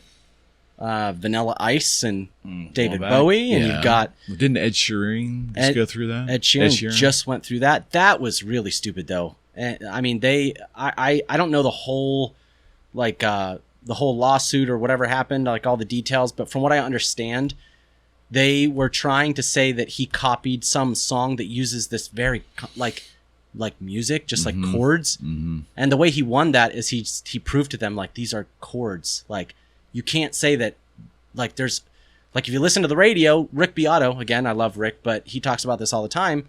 If you listen to the Spotify top 10, like 9 out of 10 of those songs all have basically the exact same chord progression. Yeah, I mean, for the most part, most pop music in general is written with 3 chords. Exactly. Yeah. Just different configurations of exactly. them. Yeah. And different other elements added and whatnot. Of course. So, and nothing is original. If you go back, I mean, this band wouldn't have existed. This band hadn't come before them, and on. So I mean, everything's plagiarized a little bit. It is. I don't know. I don't know. I guess it just comes down to legal fees. Is it worth fighting it or worth settling? It's almost a business maneuver more than anything. Yeah. We'll see. I mean, I think with the AI stuff, I think that's definitely going to be. I think that'll be. Well, how do you think it'll affect photography? Oh, I mean, I think it's going to radically change a lot of stuff. I mean, I think that, at a certain point, they'll probably start to integrate AI into cameras. I mean, they already have. So there's a device that you can buy. I think it's called Arsenal. And I'm pretty sure it's AI. So basically, you put it in your hot shoe, and it kind of like takes control of your camera and like your settings and stuff. And I'm sure it does other stuff, but at my base understanding is something like that. But it won't be long before AI is just in your camera. But don't they already have that? You mean that's what people turn it to the A mode? No, that's but aperture priority. What's A? Like automatic. Auto. Yeah. Auto. Right. I don't think that's AI. I think isn't. I don't. Maybe I don't know. I'm not like a super tech nerd. Maybe it is some version. It evaluates of AI. the scene, the lights and distance and all that Yeah, stuff. I guess it is AI. And it suggests a setting. Yeah. It. Yeah. Maybe it is. Maybe you could call that AI. Yeah, I mean, I think it'll because we have these engines now, these AI engines like Midjourney, where you can generate photos. You don't even need a camera, and it's not amazing, but it will be. I mean, literally in January of this year, if you used Midjourney, do you know Midjourney? I'm familiar with it. Yeah, so it's just like ChatGPT. You can enter in text and it generates a photo for you. Yeah. You can tell it whatever you want and it'll generate a photo. But January of 2023, it kind of sucked. Like if you had it generate like a picture of a bird, it would have like 75% of it right, but then like it had like an extra talon or like a weird, like a human eye, like a crazy weird eye or something like that. Literally, like 4 months later, all that's fixed. It's learning. Exactly. Exactly. So sentient being. So I think it'll radically, to be candid, I mean, I think it's going to change headshot photography. I don't know if I'll have a business, and honestly, by the end of this year, I don't know. Really? Yeah, it is insane. The rate that it is getting better, it is nuts. I think it's nuts that the typical situation where you would take a photo that's out of focus and you would discard it now. No, you have now they software where you can sharpen things. You can increase the resolution of photos. It's nuts, though. It's insane. The sharpening thing, to take an out of focus picture and make it and have AI be able to determine what it would actually look like if it was shot correctly, right, and then make it that. Yes.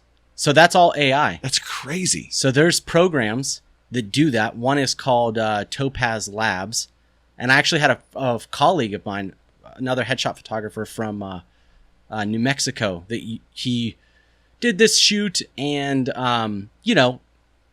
some of the photos weren't in focus, or who knows what happened, but he thought that they looked a little soft. And I was like, why don't you try this Topaz Labs? I've heard a lot of stuff about it. And he used it, and he said it was amazing. He was like, yeah, it's incredible. Okay, so that doesn't bode well for me. Like, the authenticity of photography is lost when you start fucking with it like that. Yeah, it is. I agree. I think it's kind of in the way you look at it, because do I discount him as a photographer for using that? No, he got paid for that job. He wanted to deliver the best stuff that he could, and also to go back to the age-old saying, shit happens. Sometimes it just, you misfocus or whatever. Yeah, it's a tool. Can it be misused? 100% yes. Does it sort of discount this? Like, I think if you're using it all the time, yes, yeah. Learn your craft. Learn how to get your photo in focus. That's going to go away, though. We're lazy. Humans are lazy creatures. We're beautiful creatures, but we're lazy. And I think if you're telling me this is the output I can get, but I don't have to go through all of this, because we're all looking for a shortcut. Yeah. Why do you think the auto is there on a camera? Because people didn't want to learn aperture, ASA, and shutter speed. Right. Yeah. Well, it goes to essentially people didn't want to learn. Companies wanted to make more money and sell more cameras. Right. They didn't want that It'd feature. be a block. Right. Yeah. Yeah, but it's crazy. Yeah, Topaz Labs is nuts. Yeah, and it's totally altering the photo. I mean, so basically what it does is it looks at the pixels. I didn't make this program, so I don't know why I'm talking like I did, but from what I understand, it looks at the pixels and it regenerates pixels that are similar, like kind of right next to it, and then it uses AI, intelligence to do a better job than just like, doubling pixels. Because I think if you did that, you probably, I don't know if it would work out well, but yes, it basically generates pixels and you end up with something with more resolution and, thus a sharper photo. I just think it's crazy. I agree. It is crazy. It's crazy. I'm not it's crazy. It's all crazy. Yeah. And I think for the consumer, it's fantastic, but for someone that really loves the craft of that, a professional or an amateur hobbyist, it's almost like, and maybe too, this is where you kind of separate like the, like the grumpy old guys that don't want to change with the ones like yourself that are open to seeing new things and like learning, I'm still grumpy when I want to be. But. Right. I mean, yeah, I'm younger than you and I'm grumpy. But I think like using AI will become its own skill.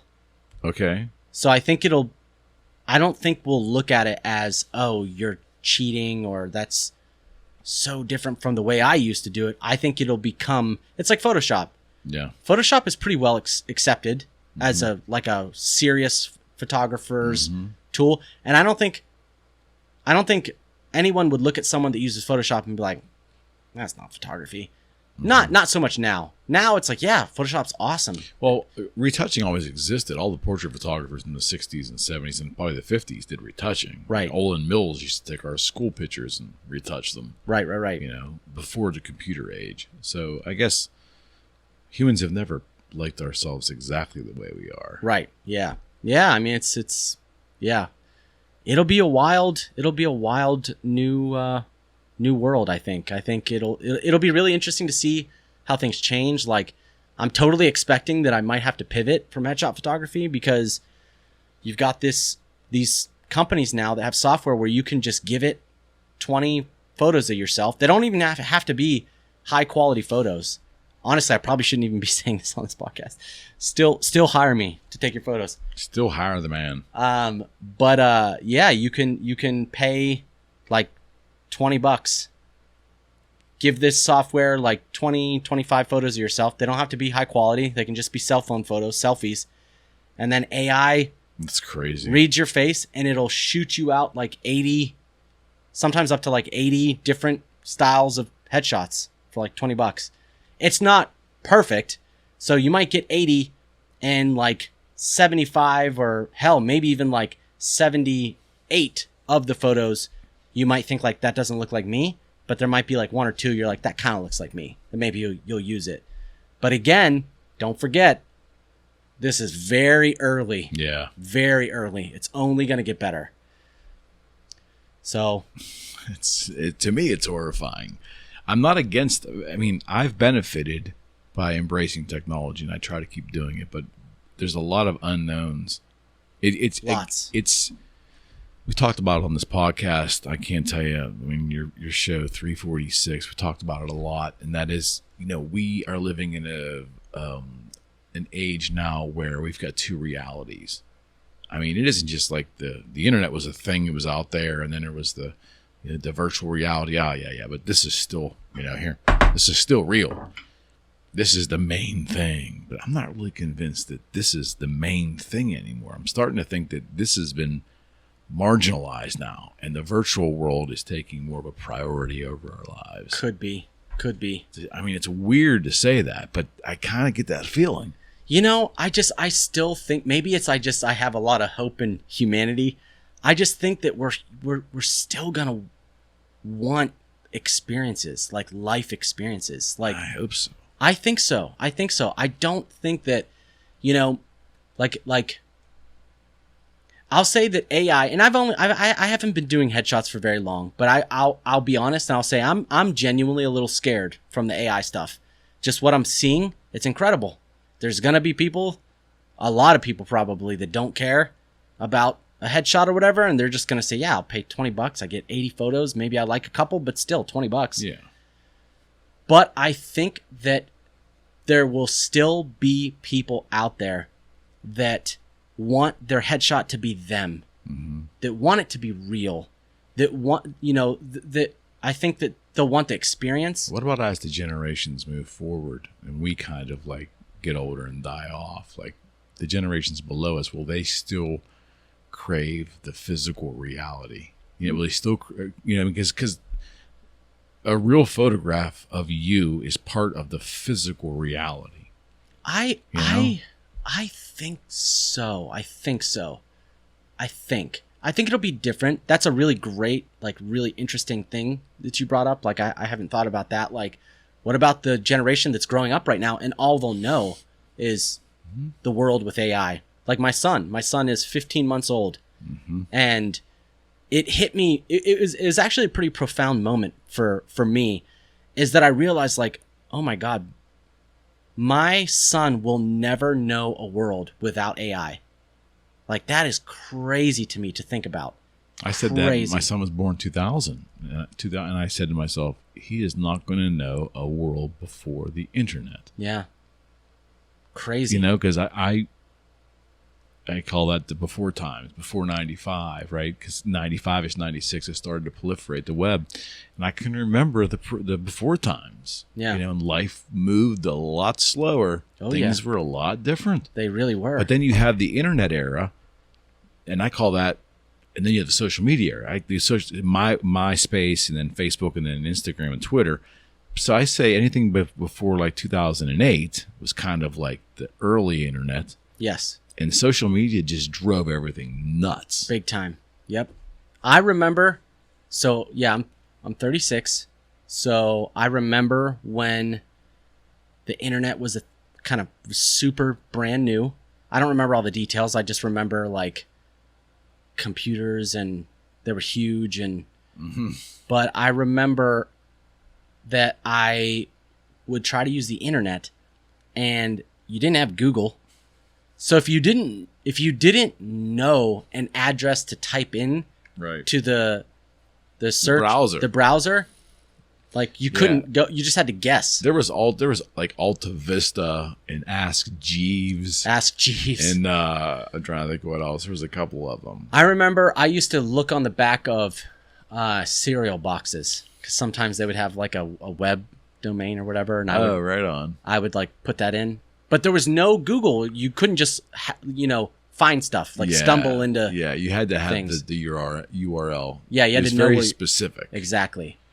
Yeah. The browser, the search engine really changed everything. Yeah, the Google search engine, yeah. And I would agree with you about social media. That has been so you could even argue maybe that social media was the last kind of crazy frontier that we sort of faced, similar to AI in terms of really changing. We didn't see it coming. I don't think so. I think we didn't see it coming.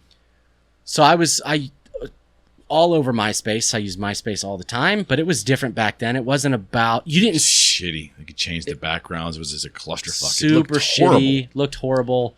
You didn't see anyone using MySpace to sell things, or you didn't see ads. I tried to sell guitars on there. It was in the height of my guitar years, but it wasn't a great commerce site. Yeah. You know? And then I remember when Facebook was a thing, and I actually remember when Facebook was like for schools, like colleges. So then whenever I saw some of my friends on it, I'm like, wait, isn't that, I thought that was like specific to like schools or whatever. But yeah, I think Facebook played a huge role. They've changed society. Yeah, that's the number one. I mean, that's the heavy. You can say Google changed society with their browser, and I get that. But in terms of like the interconnectivity, and the feeling of virtual community, exactly, or creating a virtual community, exactly, with billions of people. Well, connecting having easy access to like anyone on the planet, like Facebook, I think. All right, here's a philosophical question. Do we really need to have all that information?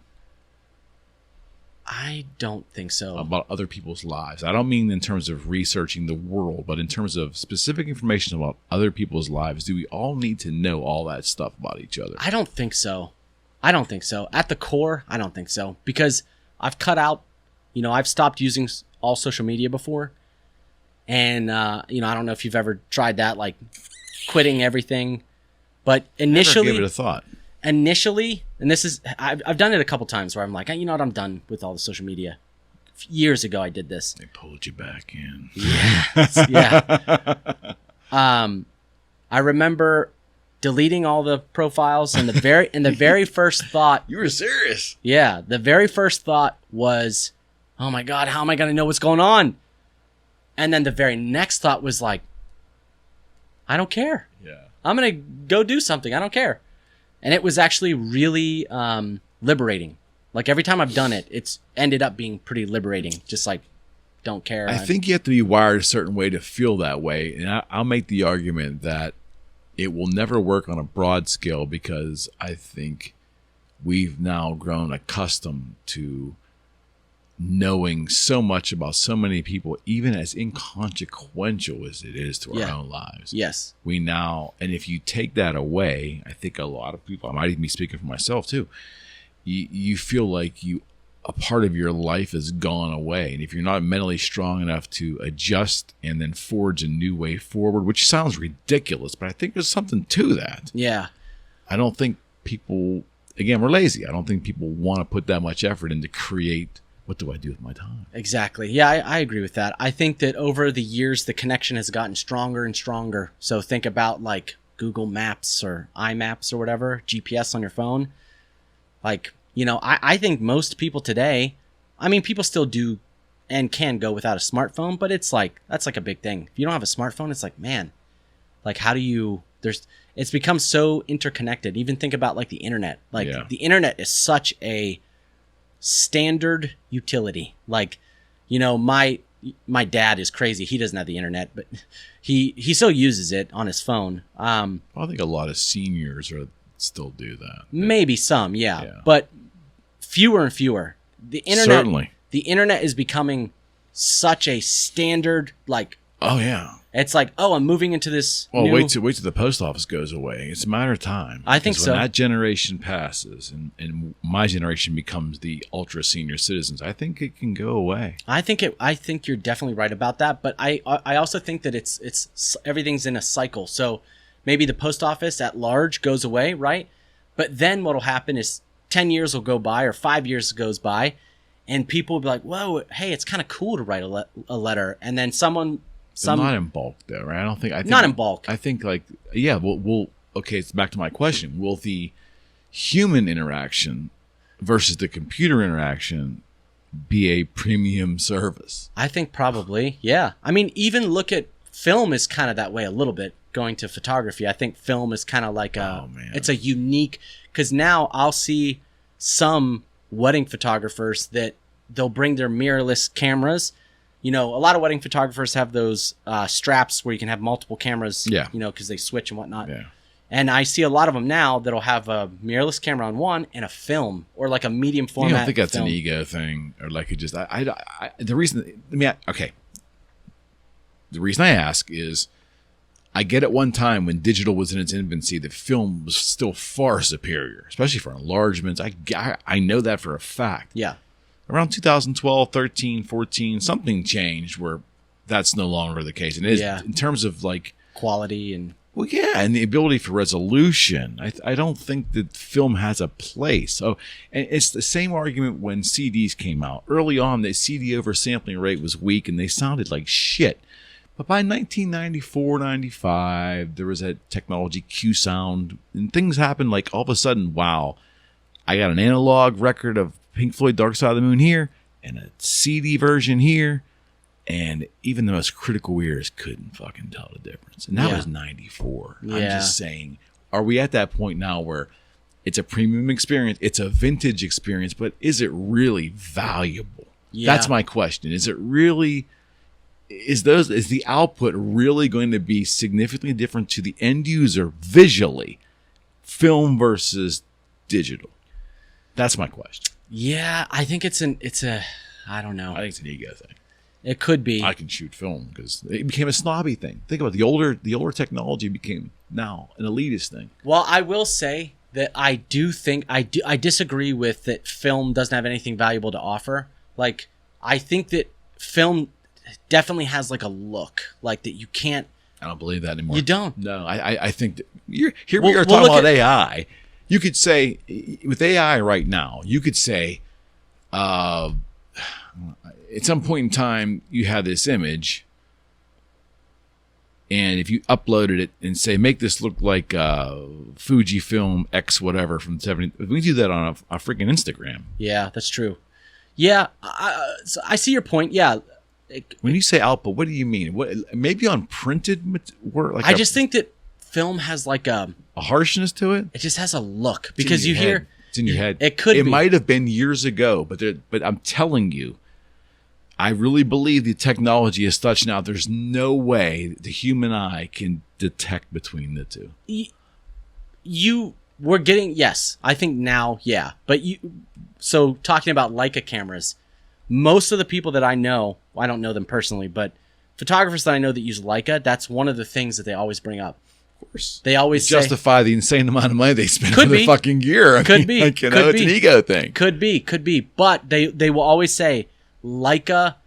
Leica had the film element that I couldn't get with anything else. Then it's their sensor then, but because their glass was always great. But you know what? Sony, Nikon, Zeiss, they're making great glass too now. I mean, all this time has gone by. And that's all I'm saying is once you give the technology long enough, it will supersede the prior format. I agree. I think I think that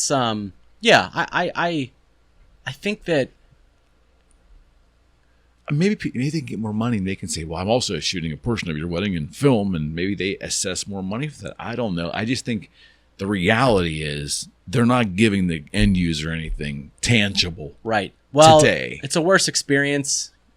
You have to wait longer to get the films developed.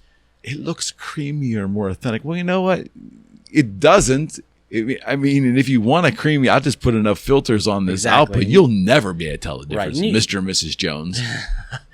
And you can do so much in Photoshop. Exactly. You can make anything look like film or the other way around. I have a Fujifilm X100V. Yeah. It's got fixed lens camera. It's like, so you have to really love photography to have this thing because, it's not a zoom lens, but it's a great prime lens. Not because theoretically it's a prime lens. It's a great lens. But they have all these, I guess they call them filters, whatever you want to call them, inside the camera. And some of them harken back to the early 70s Fujifilm days. And there's some beautiful, creamy effects on there. But it's all digital. Yeah. Yeah, no, I agree. I think in terms of, like, if you were selling photos, I don't know if you could justify, like, a really high price for film by saying, like, oh, but it's film. Yeah. I don't know. I agree. I agree with that eventually, and we're already there. I agree with that digital, I mean, you can make digital look like film in a fairly easy way. Well, I mean, most of the time, just taking any digital photo, and making it black and white, and it instantly looks like a film image. Correct. To me. I think you're right. When I go, a lot of times, and I think a lot of photographers do this, is you take a photo where maybe the lighting doesn't look great or the colors. You had lots of different color temperatures and everything. I'll just flip it to black and white, and it instantly looks awesome. I'm like, this is cool. Yeah, I like this way black more. And white's awesome, anyways. Yeah, I like I said, and I don't want to poo-poo the whole, the vintage, whether it's in music or, I mean, I was the biggest tube amp snob in the world, dude. I'm telling you. I mean, in the early years of the Boss effects and all the way up into the 2000s. And I have a digital modeling amp. My last one was 2008, and it's a good one, Johnson amplification. And I did the critical listening, and I put the Marshall settings on, and I could still hear it. I still could hear like a tinniness to it, a harshness. Yeah.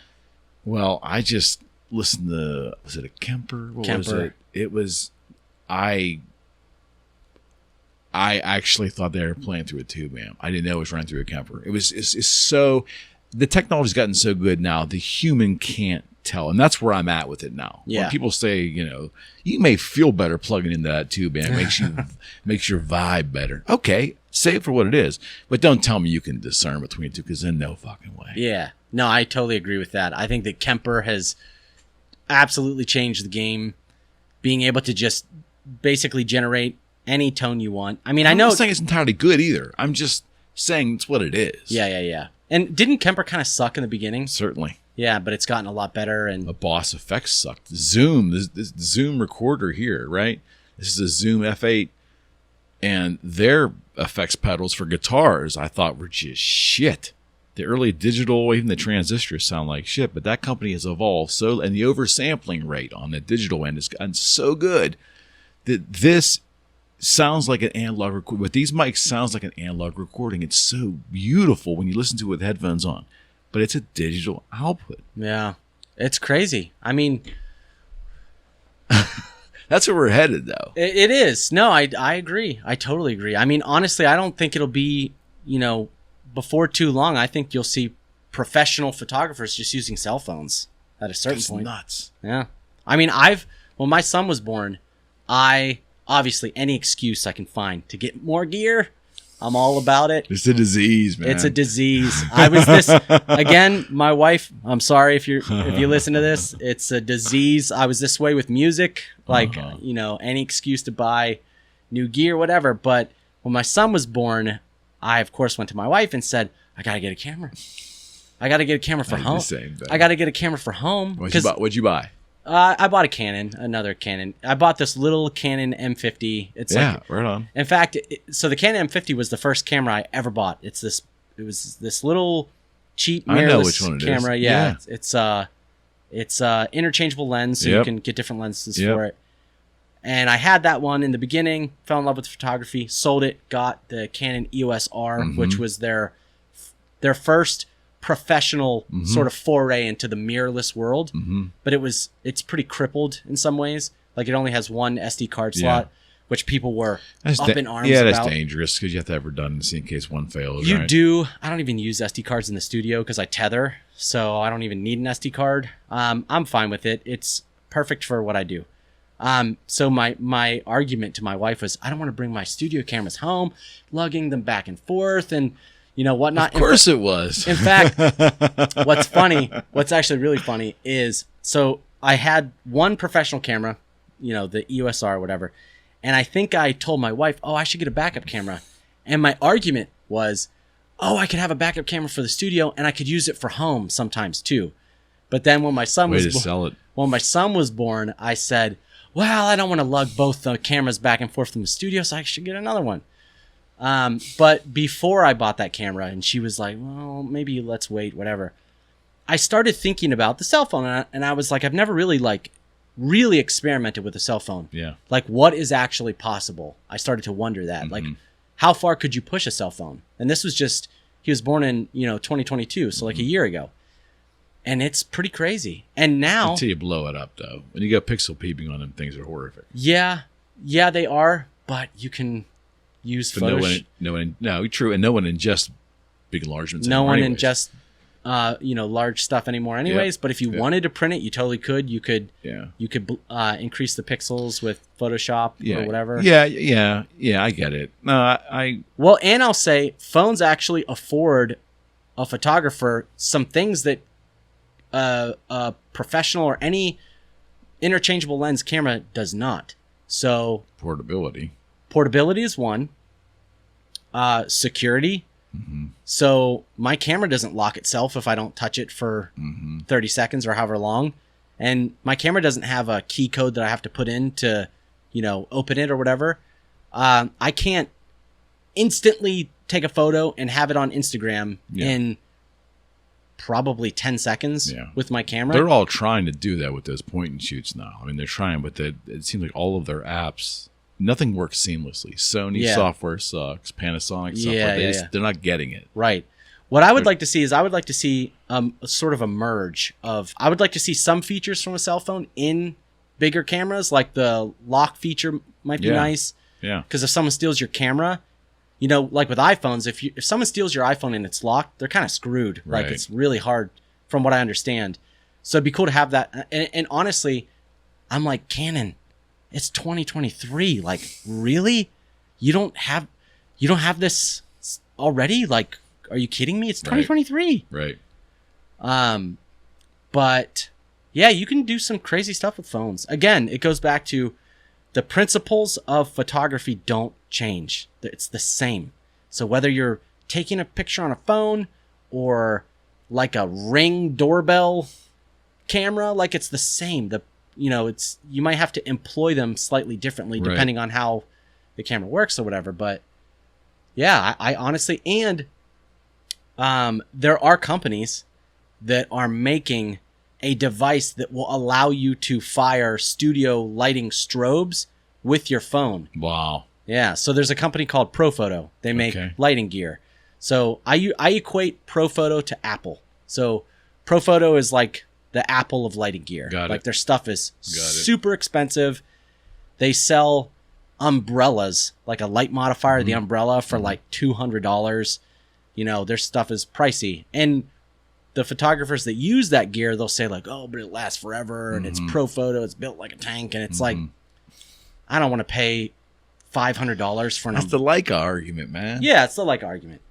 But they came out with an app, a Profoto app that you can download on your phone that will talk to your Profoto professional studio lights. So you can use your phone, your iPhone, with your studio strobes. Oh, right on. It's nuts. So I definitely think that could be a thing.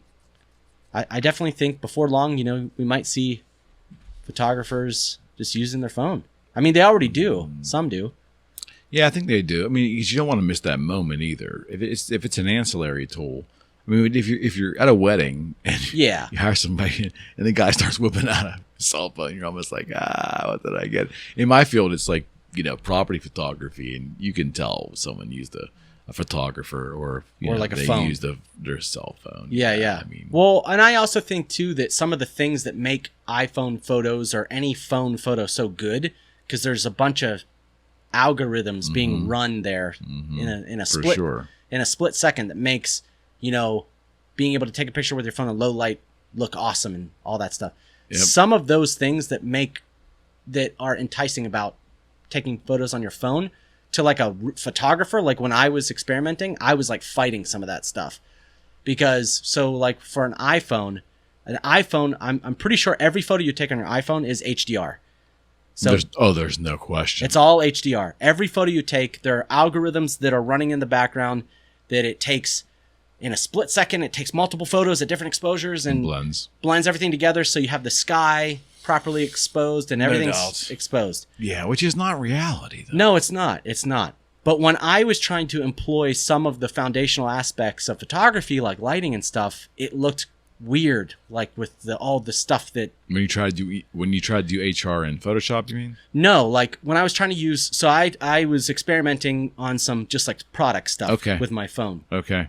And when I tried to use lights, things just looked weird because like the phone is trying to run its algorithms and properly expose stuff, and it's clashing with it. Yeah, like when you introduce a light, it's thinking it's a scene that I think it kind of loses it a little bit.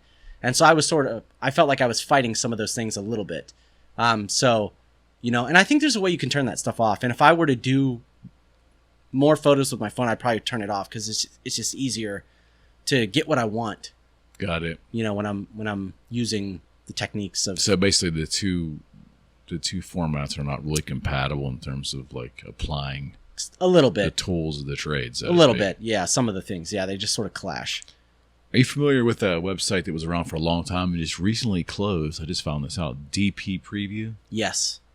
Sad that thing went out. I couldn't believe it. So I don't know. Amazon bought them, right? I have no idea. I don't know the story. I don't know why they closed, but I did see some stuff, you know, because I follow a lot of old school photographers that have been doing it for a long time and they know DP Review or whatever. Mm-hmm.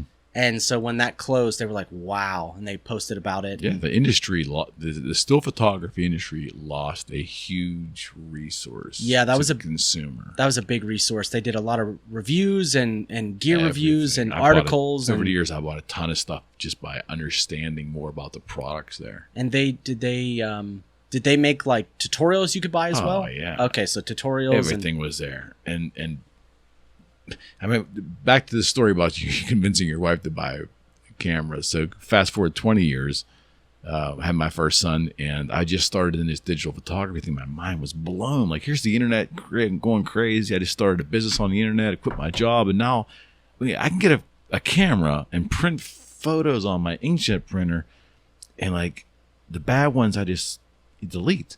It was unbelievable.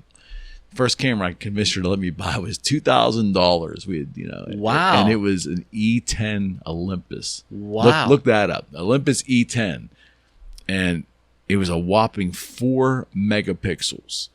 Because before that, I bought one that was 0.9 megapixels. That was the standard in the 99 or whatever. Wow. But I went to 4 megapixels. I was shitting myself. Look at this output. It's unbelievable. Well, that reminds me of when the Nintendo 64 came out. Uh-huh. So I remember I was a kid around that time, and I remember getting a Super Nintendo for Christmas, and I remember getting a Nintendo 64 a couple of years later, whenever it came out. So my parents, they bought like a box set or something. So it came with a game, or maybe 2 games, but it came with this game called Wave Runner. Are you a gamer at all, or not familiar? So it came with this game called Wave Runner, which was basically just riding around on like a jet ski, and there were like courses and things that you could, I forget all the aspects of the game. But I remember when we got the Nintendo 64, and we turned on Wave Runner for the first time, we were just like, oh my God, those waves look real. We like called our parents in. This is like Christmas morning, like, Dad, this looks so real. But it's funny now, you go back or like GoldenEye. Mm-hmm. So that was a game for Nintendo 64, like the what's that guy's James Bond. Yeah. GoldenEye was the same thing. It was like, whoa, oh man, look at when you shoot that, the way the blood comes out. Wow. You go back and watch it now, it is garbage, laughable. It is laughable. I remember same era, late 90s, walking through a Best Buy store, bored probably one night, just walking around, and I thought there was an NFL game playing on the screen. I'm like, it was a little off, and I'm like, who's playing? That Dallas? Like, who's playing? It's Wednesday, but at that moment, it was the most real thing, and that probably was probably, but the resolution could not have been TV like it is today, I'm sure. Yes. But I remember saying that, going, that's unbelievable. Yeah, it's so funny. It's so funny because technology keeps moving. Oh man, I see old clips or whatever of GoldenEye, and it's like the people look horrible. What the fuck was I thinking? They're they're blocky, and it's but you never seen that like that before, right? Yeah. It's crazy, man. I mean, technology is it's here. It's gonna keep moving. Yep. It's gonna change a lot of things. I don't know what's gonna happen. You're an optimist, though. I give it to you. I'm trying to be. I just don't. I worry about what parts of our humanity we may lose. Yeah. I think that, like I was saying, I think that there people still want to exist. So I think that people will still. I hope so. Yeah, I think that people want to have experiences, I think that'll still be there. I think it's going to radically change a lot of things, but yeah, I think that it'll have its place. I think like photography and music having like no amount of AI or virtual reality or augmented reality, any of that stuff will replace getting in a shitty room with 5 guys arguing about a guitar riff, playing music too loud. I hope you're right. Playing music too loud, playing music too fast, yelling at the drummer for speeding up too much. That nothing will ever replace that. I think that'll always be Well, what about movies? What do you mean? Like in terms of an experience or the way they're made? AI movies. Yeah. You have a version that's been around for at least 10 years, right? Where they call it SGI movies, right? Where there's somewhat lifelike. They're getting more and more real. But we're getting to the point now where they're not going to need actors at some point. Yeah. I mean, yeah. It's going to be... I think it's going to go different ways, you know? Like, I think with movies, it'll definitely be a thing. You know, you won't... Yeah, it's hard to say. I don't know. Because on one hand, I want to say... You know, like, people want to see an actor. Like, people are going to want to see, like, a real actor, but... How are they going to know? Well, especially, too, when, kind of like the thing you brought up earlier, like, when the younger generation now gets a little bit older and all they've known is AI stuff, are they going to care? That's their normal, right? Yeah, they're normal. Yeah. So and that's where I fear that we will lose... The human experience is going to change. Yeah, I think it'll definitely change. What we value. I think it'll be long gone by then. Yeah, I think it'll definitely change. I think it'll be really interesting to see the way it goes. I think that what's important is that you're open to pivoting. Oh, certainly. And, you know, like for me, I love photography. I do love headshots, but if I have to pivot, like, you know. I love the whole thing. Yeah, I could pivot. Like, I like taking photos and I like it, you know, so you know how like with film, when you finished up that roll, there was a magic to it because you were like, I have no idea what's on this roll. Like, I have no idea what this is going to look like. And if you developed your own film, that was a whole nother magical experience. Yep. Like, you know, expensive. Processing everything. Yeah. And expensive. Processing everything and, you know, seeing the photo that you took when you put it in the chemicals, like seeing it come out. I don't miss any of that shit. Yeah. I did it all. It's like, I mean, I guess there's a beauty to that. I'm not saying there's a beauty to it. But there's a convenience factor. Like, definitely. It's like that argument with vinyl's a big thing now, right? To retro and buy vinyl. And I'm like, look, I'm one of the biggest, you know, music fans you're ever going to find. And I love analog stuff, the sound of it. But you can keep that vinyl shit. I mean, because it's just, you know, I don't want to buy a turntable. I don't want to have to worry about the scratching. I don't have to put it on there and put the needle on there. And it's cumbersome. You know what I mean? For me, it's just cumbersome. Do you say that because you detailed oriented? I don't know how to answer that. One of the things I'm passionate about, yeah. So with music, so is it safe to say if you got into vinyl, you would say like, well, if I'm going to get a vinyl player, then I've got to get a tube. Oh, most definitely. So maybe, yeah. Like a tube. But the output to me, I just don't believe that the output in 2023, I felt this way for a long time. I don't think the output to my ears is going to be different than what's on these oversampled, 10 times remastered, fantastic digital copies. I get it. Okay. So it's not worth it to me. I want something intrinsic outside just collecting the stuff. I see. Because you would never guess from this room, I really don't collect shit outside of, you know, just hanging trinkets in here. But I don't get any joy out of that. I see. I worry about the output. Is Dark Side of the Moon on vinyl going to make my ears feel better than the digital copy? Yeah. And I'm thoroughly convinced that based upon the current technology, it's indistinguishable. If it were distinguishable but close, do you think you'd feel the same way? There'd have to be, I don't know what the threshold would be. If it was it's still an aggravation to put the disc on. That's what I'm saying. So even if it were like close, do you think you'd still choose? Well, it digital? wasn't close 15, 20 years ago. And as soon as CDs came because of their convenience, I loved them, even though they kind of sounded like shit.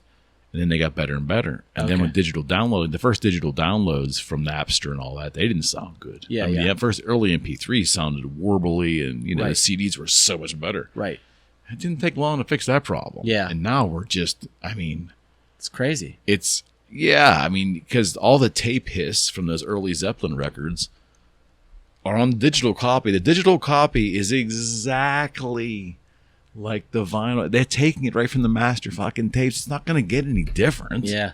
But at one time it wasn't right, but it's now right. Right. So I'm not going to go through the aggravation of buying a $700 turntable and like a $300 needle and like, you know, and a tube preamp and all that shit. I just don't the output's not going to be worth it to me. Right. So you want to enjoy as long as, from what I understand, as long as it's close. Like if it were way shittier, it sounds like you'd be like, no, I get it. I want it to sound good. I wouldn't have to have it, but I'd be intrigued at what it could be. And if I had it in my budget, I probably would do it just to see if I can satisfy my ears, right? Well then, so how do you feel about the whole Atmos thing? Like that's kind of taken over. Enlighten me.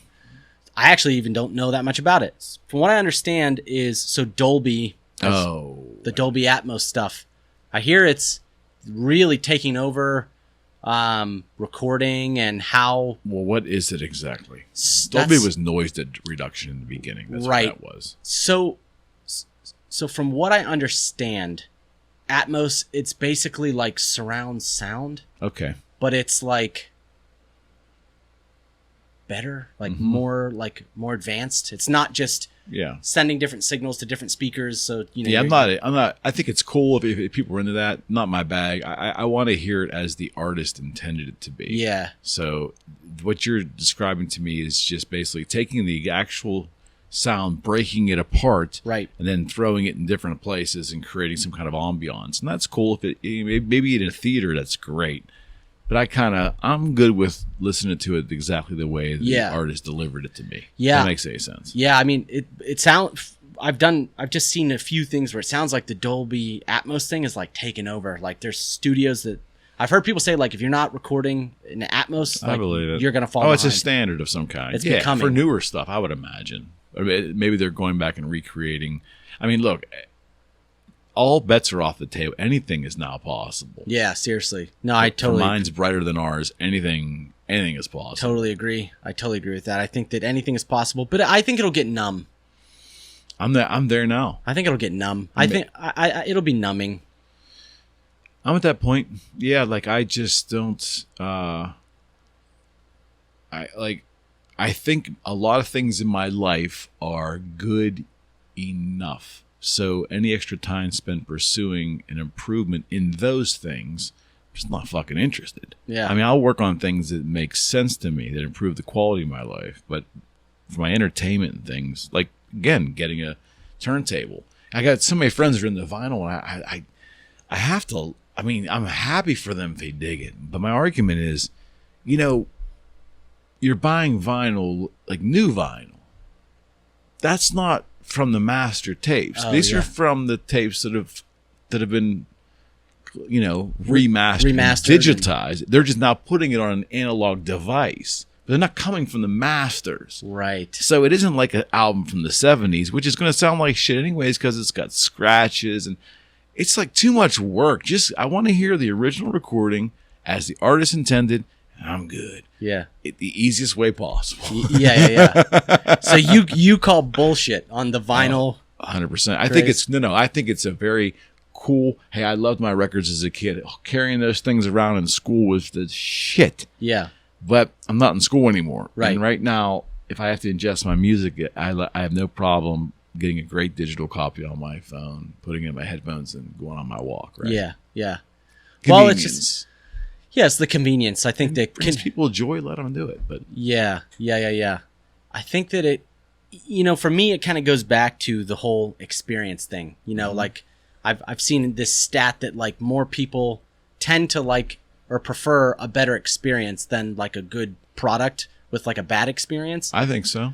So I think that rings true. I think that we like experiences, and so I think that is what's probably going to carry all these changes that are happening is like, well, what's the experience like? Yeah. Like the record thing, and some people like records, some people like the convenience. I'm probably the convenience person as well. Like I like being able to just go to Spotify and, I was actually thinking about that the other day. Like how weird is it now that like when a record comes out, you can just go to Spotify and listen to it.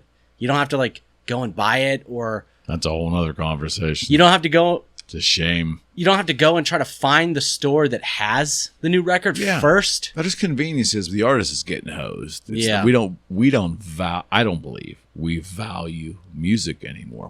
If we valued it, we'd pay for it. Well, I think that people still value music. So I'll disagree with you there. I think that it's different. So kind of what I was saying before we started recording. I was saying that bands, like back when... So my band never did anything. We never made any money. Never made any headway. Every time we... You're not alone. Every time we got records made, we would get like 1,000 records printed, you know? And I'm pretty sure the drummer of my old band has boxes and boxes and boxes and boxes of those records. Probably got 1,000 printed, and he probably has 900 of them in boxes. But learning all the things I've learned, especially starting my business, like kind of like, I don't know, maybe you could say like in the age that we're in now, like the tenets of sort of how to be successful. Yeah. Learning all that stuff, like marketing and just, you know, marketing is really about how to get someone to listen to you. No doubt. You know what I mean? It's not about selling someone something for money. It's about, it's like a, You gotta get their attention. yeah, it's like marketing is about how to get someone's attention. No doubt. And that could be from a friend about like a party that you want to go to, or a fellow musician about a song you're trying to write. But so learning all these things, I can look back at what we did as a band, and I think to myself, of course, we didn't do anything. Like we didn't, I think that there's more things that we could have done to try to give ourselves a better chance at being successful, however, you know, whatever you want to for exposure. Exactly. Getting more people's attention. Exactly. So I think today, and I think about this because I still love music, and my dream is to go to a studio, book time at a studio, and write a record myself, or have some friends, but have it be like my vision. Because when I was in a band before, I just felt like we never took joy in like writing songs. It was almost like we wrote songs to tour, to live the band life, not to write songs because we wanted to write like awesome songs. Right. It was almost like writing the songs was like the lowest on the rung. We just needed something that we could play together so that we could get to the studio and record it, so that we had something to sell, so that we could play shows. Yeah. But so now I think about, you know, I would love to go to a studio and write some music, because that's how I think. I think about music, and I think of how I would do things differently now if I started a band. Sure.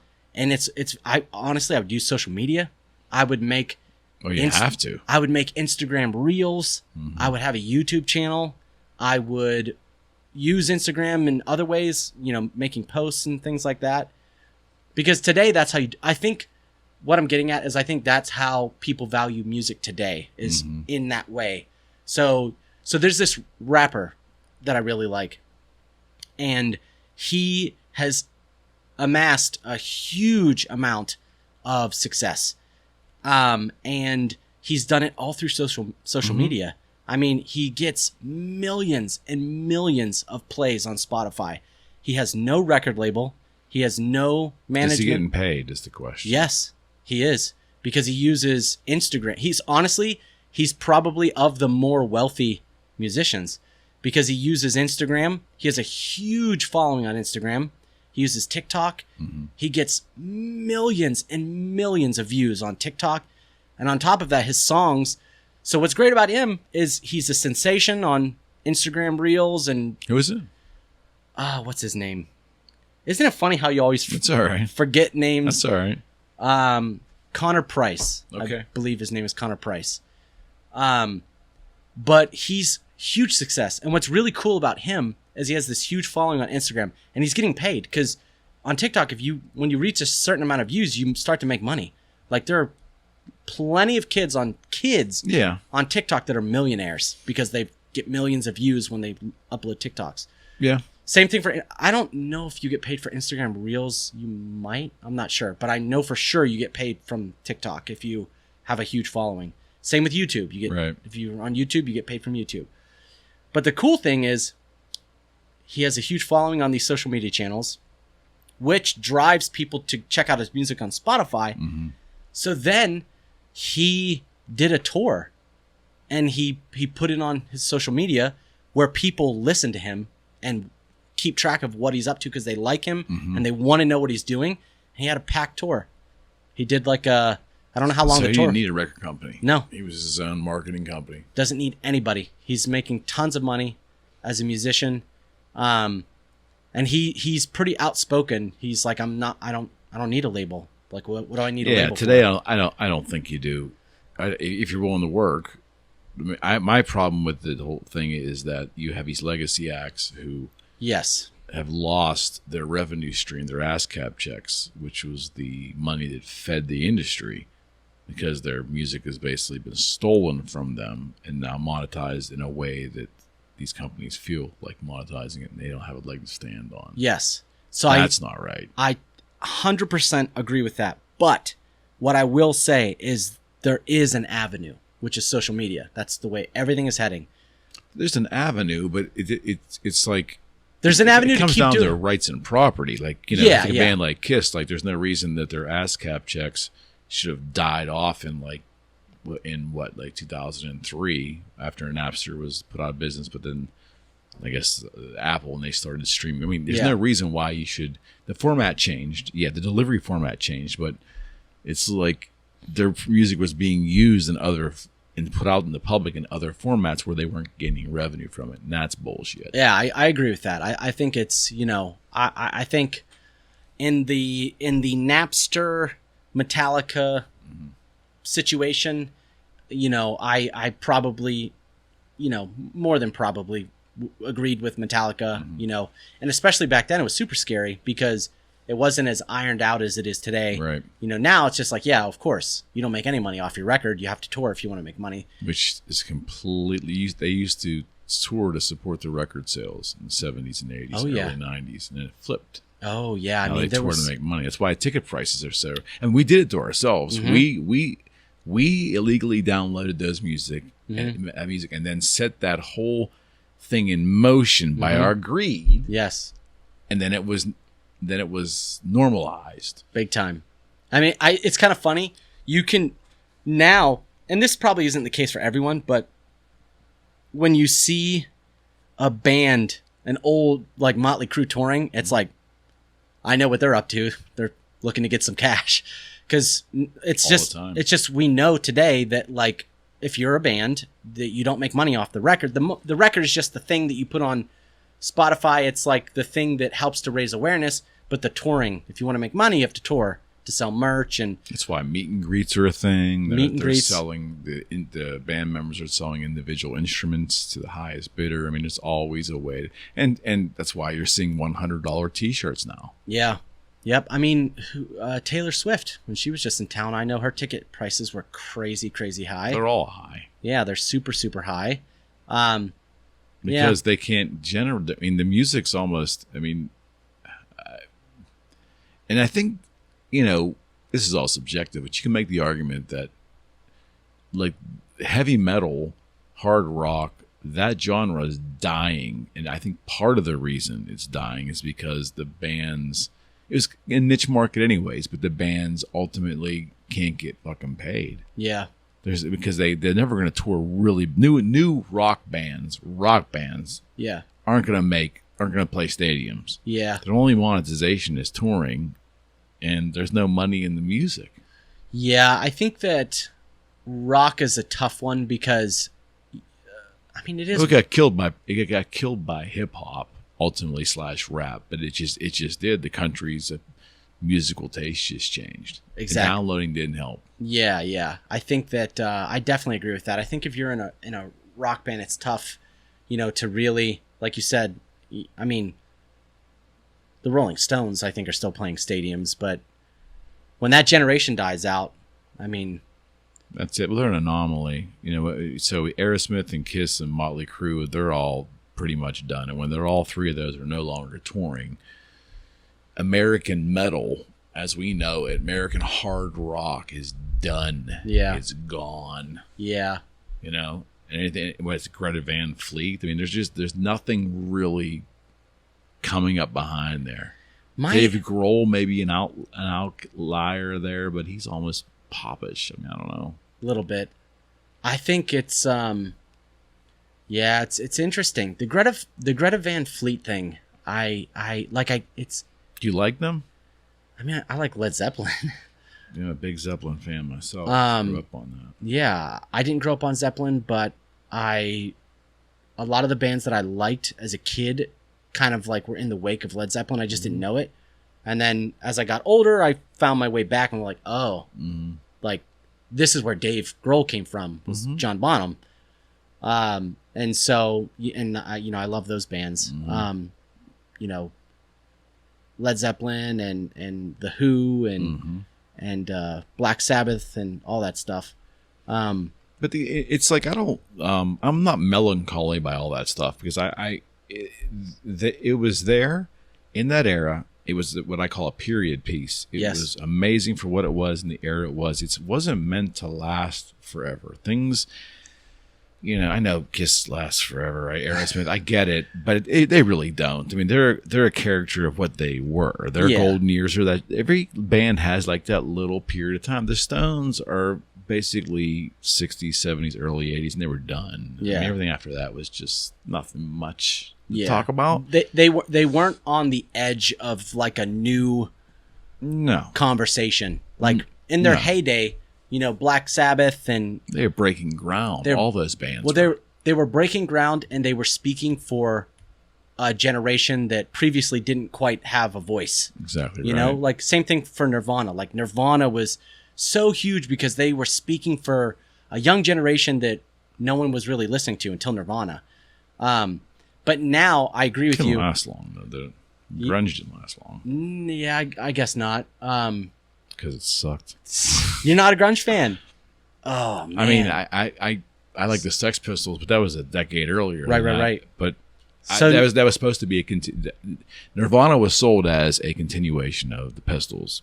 I don't get it. No. So you're not a Nirvana fan at all. No, I didn't like the fact he didn't tune his instruments, and you can say something for the raw energy of it, but I didn't like his voice. I thought the musicianship was bad, and they never tuned their instruments. So no, I mean, now out of that era, there were some good rock bands that, like I think that Pearl Jam was a rock band. I think that Soundgarden was a heavier rock band. Did you like them or? Yeah, because that wasn't grunge to me. Okay. I think grunge is definitely the definition of grunge to me was Nirvana. For me personally, was Nirvana. Yeah. And then Stone Temple Pilots, I think, were the best of the group, and they were definitely not grunge. They were who knows what they were, but those are great bands, rock bands. Nirvana was not a great band. They were a movement or something, and if you dig them, doesn't matter what I think. For me, didn't do it. Just like, what is this? Like, I don't know. What about Dave Grohl and Foo Fighters?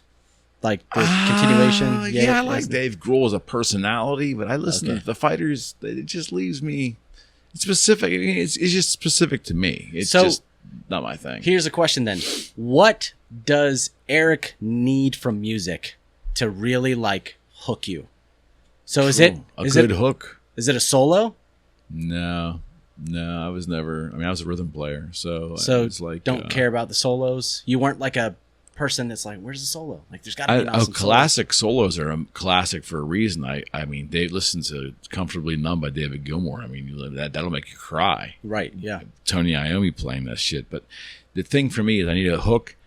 That's why I love Paul Stanley of Kiss so much, because it was very simplistic and very cool hooks and energy in the vocals, and it's just that's the formula. And I don't see that. There's no young rock bands to listen to. I mean, yeah, Greta Van Fleet's cool as shit if you want to go back and listen to Led Zeppelin 1 played over and over and over again. But yeah, then they deny that they're not copying them, and it's like, well, it's like knows. I mean, I don't know. The thing is here's the thing. It's like you can say that you're not copying Led Zeppelin, but come on, man, you sound exactly like the guy.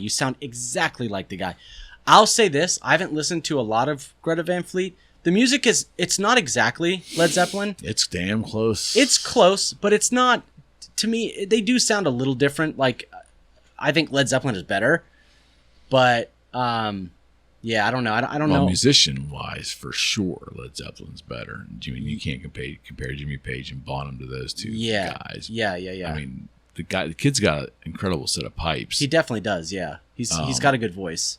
Yeah, I think the first Greta Van Fleet, there was an EP. The first full album was like a completely sound like Led Zeppelin. Yeah. I mean, to the point where But I didn't mind it because here's like listening to a new Led Zeppelin record, Yeah, it's right? like a new. But after a Zeppelin while, record. okay, you made your point. Who are you as a band? Right. I don't think they've shown us yet who they are. I totally agree. I think that they're basically still kind of emulating Led Zeppelin. It's like, well, they're making money. I mean, there's music execs are just telling them you roll with this for as long as until it doesn't work anymore. Probably, yeah. You know. So, are there any bands today, modern bands that you like or that you can get into? Or I can't say I'm the greatest person to ask anymore because I think when you get to my age and you've loved music for so long, we're kind of stuck. Like if you look at my playlist, I have some dance music I dig once in a while if I want to listen to that. But no, I mean you'll see me listening to early Rush and Kiss and the Who, and I'm really stuck in the '70s and the early '80s for the things that I really dig. Yeah, because I just don't hear. Nothing on radio outside of DV playing the oldies 24/7. Nothing new sounds like that. And maybe that's good because maybe young folks don't want to hear that shit. Yeah. It's possible. I really don't want to hear their shit. That auto-tune electric, that drum track. The music today, pop-wise, sounds very drenched to me. Like it's just drenched with production. Yeah, and that's the best way I can put it. And there's not a lot of organic there, and I get it. They're in studios, and all the technology's there, and they're having fun. God bless them, man. It's just not for me. Yeah, that's all. Yeah, I mean, I think there's something to be said for like I was sort of saying before, like just the raw, like playing music. Like a real guitar player, like playing a real guitar that's not perfectly in tune. Mm-hmm. You know what I mean? And I agree with you. Rick Beato talks a lot about that kind of stuff. Does. When Eddie died, that's one of the things he talked about. He was like, we don't have guitar players like we used to. We have no guitar heroes. Zach Wilde is the last guitar hero, and he's getting up there now. And and he is of the status of Eddie. But him and Steve Vai's around, but Zach's kind of like the mainstream guy. Yeah, Steve Vai's he's kind of wimpy. He's more eclectic. Yeah, him, Paul Gilbert, Steve. I lump Vai, Gilbert, and Satriani. Yeah, and those guys all kind of like they're just kind of weird together. Well, and they don't have that. They don't have the success. They don't have commercial success. They don't have the success, and again, for like lack of a better word, they don't have like the sexiness. There's no stage presence. Yeah. They're musicians. Back like Eddie Van Halen, he was like, the girls loved him. Mm-hmm. Every guy wanted to be him. Mm-hmm. And there was a bunch of guitar players like Randy Rhoads. Yeah. And, I don't think Paul Gilbert was really ever one of those. Zach Wilde, that sort of. They had a personality. Exactly. They were the personality. Yeah. But we don't have that anymore. We have great players still. Like, and there are. Oh, yeah. Because on Instagram, I see there's some players that are just like amazing. Well, that's one thing about social media. It's show the world that there's a kid in, India in some hut playing better than Eddie Van Halen. Yeah. I mean, that's the connectivity. That the connectivity has shown the world that talent is everywhere. Yeah. Have you seen, do you know Extreme? Very much so. Yeah. So I did guitars with Nuno at Washburn. Nuno was one of the guitarists that we did customs with. Yes. So have you checked out their new record? I certainly have. And the solo everyone was talking about? I certainly have. And what were your thoughts? I think it's pretty fucking impressive. I don't know if it's the best thing he's done. It's maybe the fastest thing he's done. Yeah.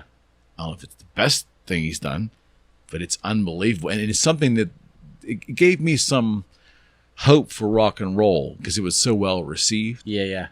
That whole album seems to be pretty slamming. Oh yeah, it's good. But and that's good. I mean, they're having a second rebirth of their career, and he always was. We didn't do a lot of work together because he was so particular. Like my thing with Washburn was I would take guitars and change the color schemes and all this stuff, and most of the artists were on board because we'd make limited runs and they were getting paid. They didn't care too much about the money. It was like, I don't want that in yellow. I'm like, oh, okay. I mean, you don't have to play it, but you let me make 25 of them? And no, it wasn't his bag. So we didn't do as much as I would have liked.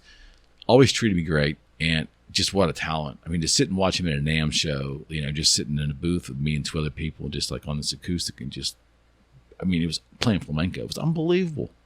So, yeah, he's legit. He is. I think he's Rihanna's guitar player too. Did you know that? Yes, I did, which is so strange. It's so weird. She picked him because of the look, I'm sure too. But he's just so talented. Yeah. He's so talented. You saw him on Beatos, right? Did you watch that? I saw him on Beatos, and I was aware of Nuno, not like super in depth, and I was aware of Extreme too a bit. I mean, everyone knows More Than Words. You know, that was. They had a couple hits, yeah. They had a couple hits, but yeah, I think that record's awesome, and I think that Rick was he was talking a lot about we don't have guitar heroes, and he was like he thinks that Nuno is like maybe like one of the last like rock and roll. I didn't think about it. He might be bigger than Zach now. I mean, Zach's playing with Pantera. Zach's amazing too, though. I love Zach. Like I like his character. He's a good dude, and the sober Zach, I can tell you firsthand, the sober Zach is much better than the drunk Zach. Did you Sorry. Did you deal with Zach ever? Or? I did not directly. So that gentleman up there, Fred Kowalo, he was Zach's guitar tech in the early 2000s, and Fred's a good friend. He's on his podcast all the time. He's Nikki Sixx with Motley Crue's guitar tech now. Nice. So during that era, there was a band called Black Label Society. Yes. So there was a kid from Pittsburgh who was Zach's guitar player for a long time, Nick Catanese. Oh, okay. And Nick, I did guitars with Washburn. So I see. was around the Black Label all the time. And Zach was so invested with Gibson, we didn't have a chance of stealing his business. But that was during the drunken days of Zach. And it was interesting, yeah. I have some stories. I have a friend. So in 2017, I went to this drum camp because got back into drums, and I was like, but I want to learn more. I never really took the time to get my rudimental chops together. Right on. Because when I was kind of growing up, I learned to play drums from Dave Grohl. Oh yeah. And I was in band too. And of course they were like, you need to get a practice pad. And I was like, I don't want a practice pad. I want to play the drums. I don't want a practice pad.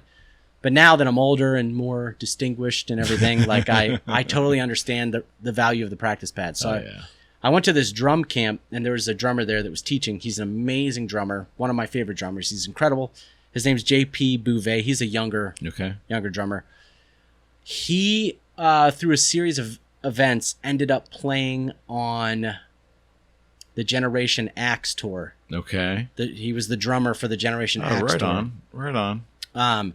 And so when I went to drum camp, JP, I think he had already done a tour. Okay. And so he was telling us some stories about what it was like. And he said basically it was... That was sober Zach, though, I think. Sober Zach, I think. Sober Zach. But he said it was just funny because it was basically like all the bus rides were just a bunch of old dudes yelling about politics and things like that. Whoa, really? Yeah. See, that wasn't isn't that fun? Isn't that a commentary on how crazy we are now? Yeah. The era that I was in the guitar business, politics was not... I ended in 14. It didn't get crazy till 16, I guess, but politics wasn't really... But now I can imagine now. It's everywhere. I can imagine even in music it's nuts. Everywhere. Everybody talks about it. Everyone has an opinion. Everyone is right, I think, also. And it's just like, you know what? I don't want even when they're left. Yeah. Yes. I don't want any part of it, honestly. Well, we're all being lied to. It doesn't make any difference. We're never going to get the true story. Yeah, I would agree. I think so. I mean, it's like for me, I grew up pretty much a Republican, not dyed in the wool. But for most of my life, I voted that way, and but always kind of waited in the middle. And then the last 4 or 5 years, I'm really staunchly in the middle because I'm pulling from these liberal policies. I'm pulling from my personal philosophy. I'm finding like answers from both sides, and it doesn't warrant me joining a team because you're fucking wrong. They don't have all the answers. Yeah, neither side has all the answers. I think it's all corrupt. I just think there's no doubt. Yeah. There's no doubt. Yeah, but he did tell me that my friend, Steve Vai was on that tour. Yeah. And he was awesome. Very cool guy. Vai. I'm trying to think when that was. That was like... It's like, I mean, he 15, must have... 16? Because G3 was a thing for a while, right? The G3 tour, they would go out. It would be like Zach. It'd be Zach and Satriani and Eric Johnson and those guys would kind of like switch, and then it became something else. And I guess that's what you're talking about, the Axe. It was called Generation Axe. Yeah. Generation Axe tour. Yeah. But it's they're all old men now, though. They're my age. They're older than me. Yeah. They're in their 60s. Yeah. These are your guitar heroes. That's what's left. Yeah. Yeah, and it's again going back to the generation, like when the younger generation, the older that they get, and all they know is what exists, Yeah, it's not their fault. They're just you only know what you know. Yeah. And if you don't take time to, and it's funny, it's a lesson for me because I remember my whole childhood, and I'm sure I'm not unique in this. Grandparents and parents telling you to pay attention to history and learn what came before you. Like, yeah, whatever the fuck. I don't listen. All I care about is what's in front of me. But you see now, like, the effects of that, when you don't really pay attention to how things were. So when I hear someone younger like yourself who has an appreciation for music in the 70s, I love that. Yeah. That's great because I didn't do it. Outside the Stones, I mean, my dad would listen to Elvis and I'm like, what the fuck is that? But I should have respected that, like should have understood how it all formed. I have always just been that kind of person, I think. Like I'm a curious, I guess I'm just a curious guy. And when I find something, one of my favorite things to do is to go back and figure out how it started, where it came from. Because I think you can learn things along the way. Like you pick up little things of how it started. Your appreciation for things it deepens. No doubt. No doubt. It just makes the whole thing, for me, it makes the whole thing richer. Mm-hmm. I did that with photography. Mm-hmm. Like I said, I didn't grow up with a camera in my hand or anything like that. I grew up with drumsticks in my hand. Yep. And a guitar and things like that. So when I got into photography,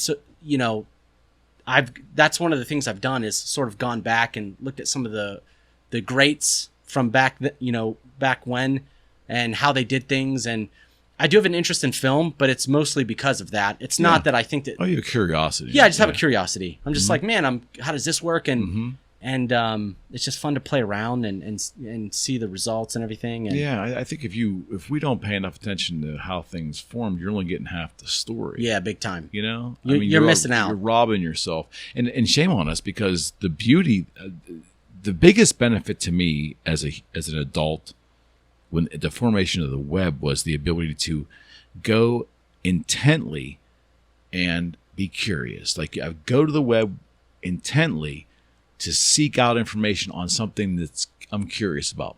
I think that's changed. Now we are being literally pummeled over the head with information all the time on multiple subjects that we don't go there intently anymore. We're there to just absorb whatever's being thrown at us, and that's dangerous. Yeah, I agree.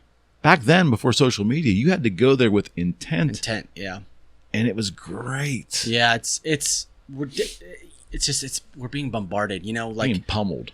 Instagram, I don't know if you saw, it came out with that new app that's sort of associated with Instagram. It's called Threads. Have you seen this or heard about it? Oh, is that the Twitter competitor I from guess so. Facebook, I think. Yes.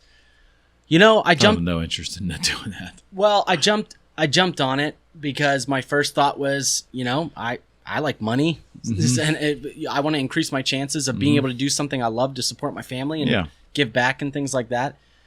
But now I'm just like, it's just numbing. It's like, it's too much. Wait, so where should I spend my time then? Like for social media marketing, should I be on Instagram? Now, do I have to add Threads in there now? Well, it's your I think you almost have to. For your generation who's, you're marketing, and I realize you're marketing to multiple demographics. I get the age, I get it. But ultimately, who you're speaking to, your compadres, are entrenched over there. Yeah. For me, the reason why Facebook has been so great for me is because that's where my generation is lounging around. If they're on, for real estate, it works for me because I get younger buyers too, but I tend to get people, 10 years, probably to 15 years younger than me and up. It's kind of like where my sweet spot is, and they're on Facebook. Yeah. So it's understanding where your demographics at. Yeah. I think it's funny. It's funny because I remember, I think I'm of the generation where social media was like our thing, like my generation. It's like we used MySpace and Facebook, like, but now it's kind of funny. Like my mom is all over Facebook. How do you feel about that? Well, in the beginning, it was like, this is so funny. My but kids won't go on it. Oh, really? My 2 kids won't go on Facebook because Dad, you got this big Facebook profile and you do business on there. I'm like, I said, right. They won't go on it. My mom has, she has expanded her social media explorations. It's kind of funny. So she follows me on Instagram, and I post a lot of stuff on Instagram. But she doesn't really have a profile. I don't even think she has a photo or anything, but I know her handle. And I always see that if I like post a story or something, if I look to see who's looked at that story, I'll see like my mom's little handle in there. And then, I started this business, and I think my parents are just like proud of the things, I'm trying. And I'm sure, man. I'm sure. And so they want to see what I'm up to. So my dad got a LinkedIn account because he knows I post a lot. I do like a lot on LinkedIn. And so he got a LinkedIn. I think one day I was like, I pay for premium so I can see if someone viewed my profile and I can see who. And one day I got an alert and I looked and it was my dad. And I was like, you got a LinkedIn account? Just to see, because he just wants to see what I'm doing and, the stuff I'm trying to do. But it's funny. It's funny. Social media is such it's just changed society way more than I ever anticipated. So much. I knew Facebook was fun as shit when I got on there because I was starting to reconnect with people I hadn't seen in 20, 30 years. Right. And then it just kept becoming, I don't know. It's addictive. It's definitely addictive. But then you start seeing events being planned on there, and and you're right though. The sad part is I think especially 2016 on. And I'm not blaming the Trump guy. I'm not blaming Hillary Clinton. I'm not blaming that. I'm just saying it started to really get caustic at that time. Big time. And it's gotten worse every single year. Every year. So I'll tell you a powerful story that I experienced. So, definitely past couple years since you could say 2016 on things have changed politically. Like everyone is way more political than they used to be. It's everywhere. Right. And then that happened for 4 years, however many years, and then COVID, and the outrage over everything, politics, everything, it didn't stop. So we need someone to blame. That's the problem. We all have to have someone to blame. Exactly. So an experience that I had that was pretty powerful is, everyone got locked down from COVID, and then you got all this stuff going on. Everyone's upset, and you weren't seeing anybody. And so now you're just experiencing someone's digital presence, whether Instagram or Facebook. And your opinion of them starts to change because that's just what happens. Like, we're human. That's the way things happen. So I remember I had this friend, and they were opposites politically, and they posted a bunch of stuff, and it was hard, and I formed opinions. And, even though now I recognize it's hard to stop it, right? It happens. I ran into that person in real life over COVID in a parking lot, and it was awesome.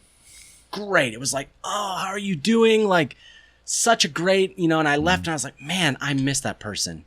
And I went home and I told my wife, and I was like, people aren't what you think they are from social media. The folly of our virtual world. It really is. You just explained it. Yeah, and that's the trouble with social media is, especially now, during COVID and post-COVID, I think that we've been able to develop opinions about, because the thing is on social media, people say things that they would never say to your face. Oh, of course. And keyboard muscles. I don't think that's good. It's not good. I don't think that's good. How do you stop that, though? Exactly. Yeah. I mean, I guess there's no stopping it. But that was a really big, sort of profound moment for me. Is I realized, like, wow, it's again, back to my point. Do we really need to know all those things about other people? I don't give a shit when someone's political. I mean, don't get me wrong. If somebody belongs to a hate group outwardly and they say hateful things, and again, everybody's tolerance level is different. Everybody's opinion of what hate is different. I get it. Right.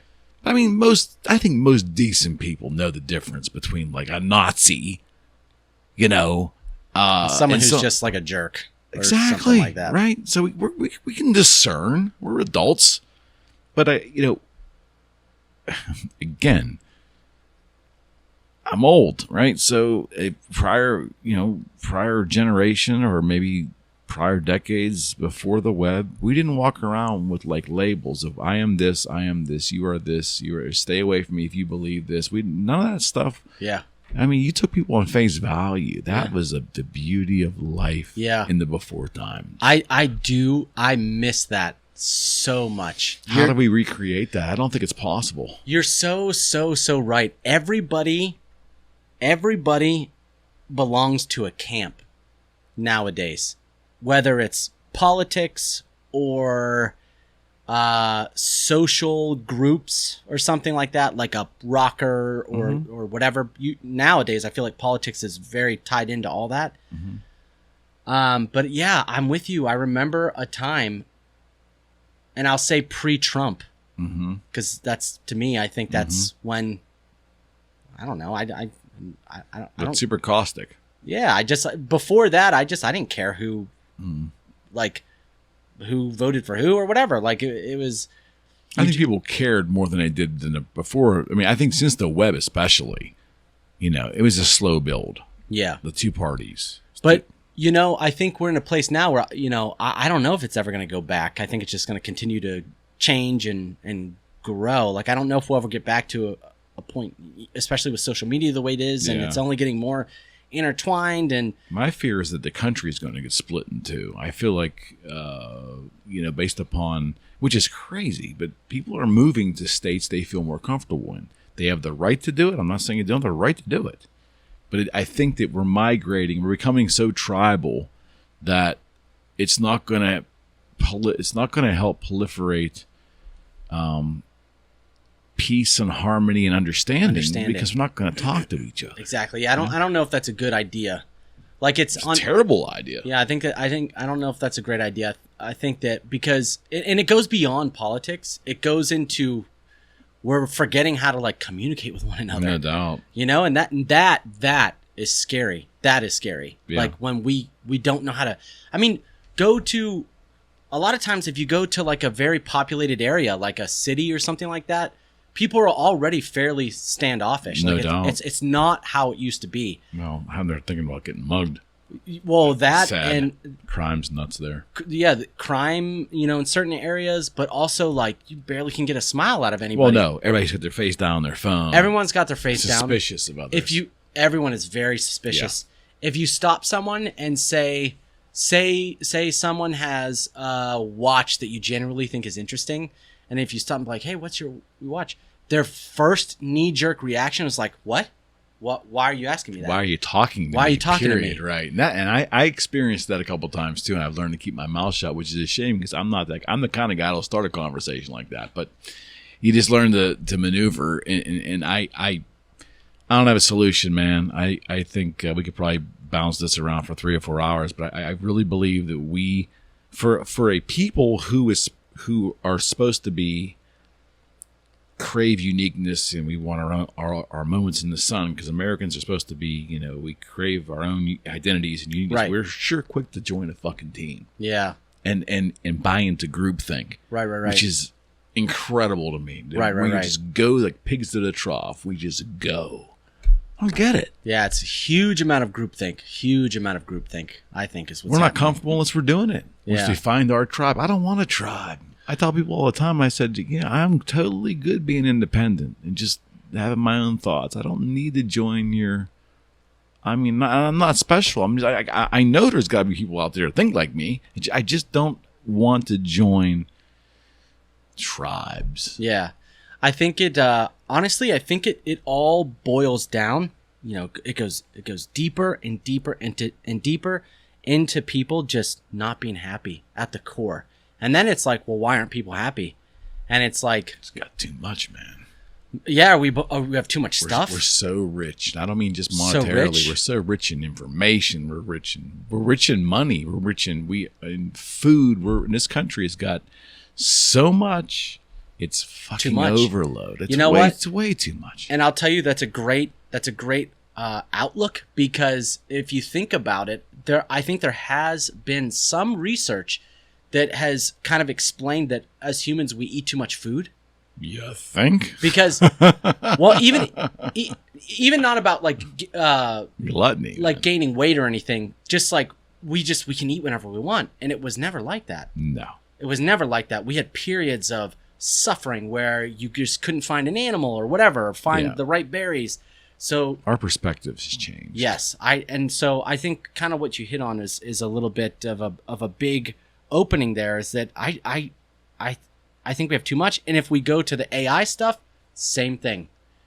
Too much. It's just more. It's too much. It's too much that you can just go to a search bar and type anything you ever can think of, whether you're creative or not, and it will just generate you something, and it'll even give you options, and you can. I think it's I think the web has bred intellectual laziness. I think there are some industrious people that have done amazing things with the web. Yeah, no doubt. Right. But for the average person, I think it's made us intellectually lazy because so much is being done for us, and this AI is the next level. Level, big time. And I don't know, man. Big time. So I guess what we're saying is just blow it all up. Blow it all up. Keep your favorite guitar. Fuck 'em. keep your favorite guitar. Keep your favorite amp.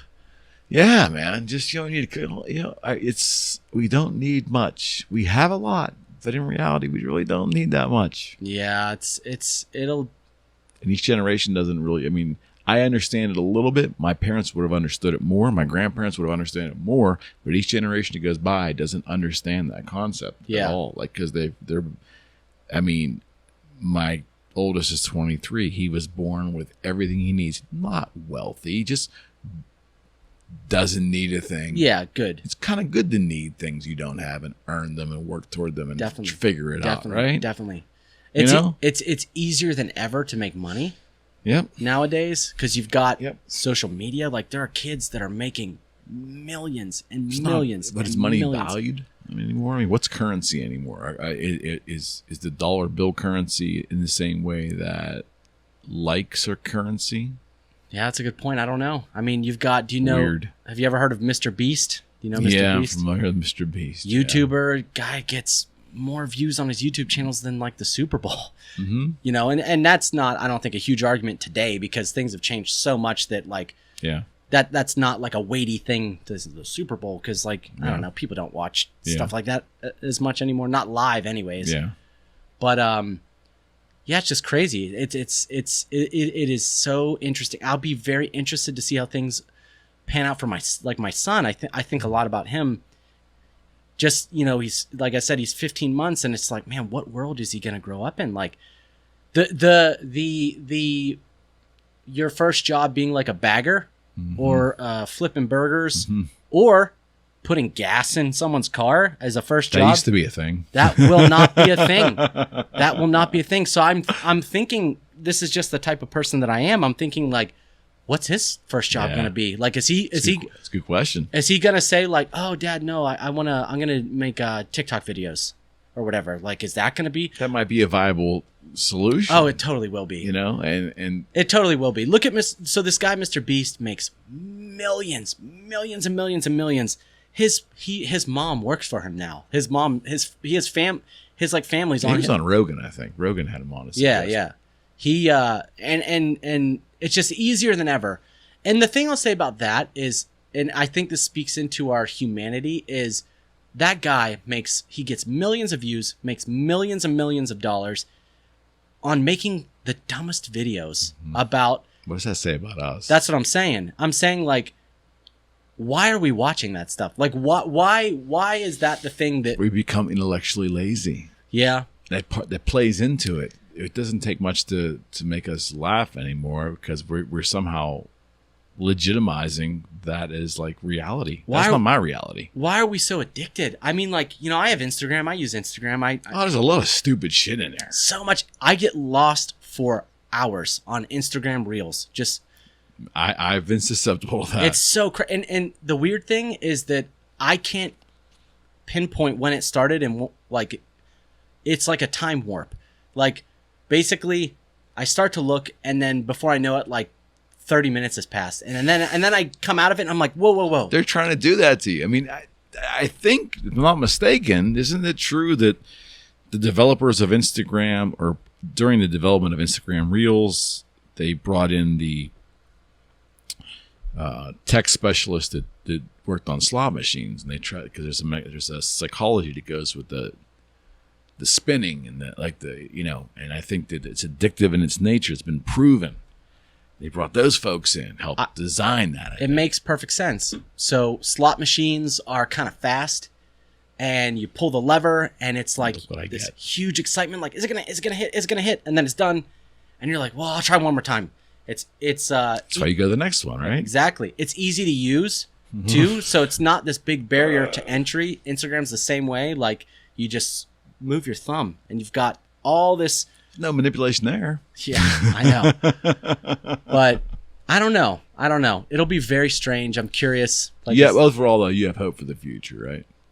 I think so. I think that we're humans. I think that obviously there's, with nanotechnology and bioengineering, like putting chips into us, like that might change. Oh, that's coming. But we're still human. We're still human at our core. And I think that so we go back to what I was saying about photography, like the core tenets of photography don't change. Yeah. Same thing with being human. Like, the core things that make us human that aren't going to change, like the fact that we feel this need to create, right? Mm-hmm. I just think we're creators. We want to make stuff. Mm-hmm. I mean, why did we ever do any of the things that we've done? Oh yeah. Like, back thousands of years ago, why didn't we ever just sit on a beach and say, I'm good. It's fine. I don't need to figure out how to build a pyramid. Yeah, I don't need to figure out how to build a pyramid. Like, I got my fruit. I made myself this nice bow. I'm good. Got a ham sandwich. I'm in good shape. Exactly, but we didn't do that. We just continually looked at, well, how can I make this better? How can I? We're so cheap. Yeah, there's an achievement thread in all of us. It's just more prominent in others. Yeah, in some than others. But everyone still has it. Everyone still has. I think so. Because everyone has a need somewhere in their lives to make something better. Whether it's whether it's how you do your dishes, or use a dishwasher, or if it's like, I don't know, somewhere in your life you have this thing where you're like, I want to make that better. Like, I'm gonna put those guards on my gutters to keep the leaves. You know what I mean? We want to make things better. Yeah, I would agree with you. So I think that gives me hope. Is that we're human. We want to have experiences. I think even if the virtual reality stuff and the augmented reality and AI takes over and it's really awesome for a long time, I think at a certain point everyone's gonna become numb. And I hope so. I think it'll go back. I think people will be like, I want to go outside. I want the premium experience. The human experience. The premium experience. Gotta be premium. Exactly. Did you have a good time, man? Yeah, man. I really appreciate you doing this. Yeah, thanks for having me on. Good conversation. And how can they reach you? So you can go to my website, which is just jordanbellottiphotography.com. Mm-hmm. JORDANBELLOTTI photography.com. Instagram, same thing. Just look Instagrams. For Jordan. Yeah, the Instagrams. Threads for now.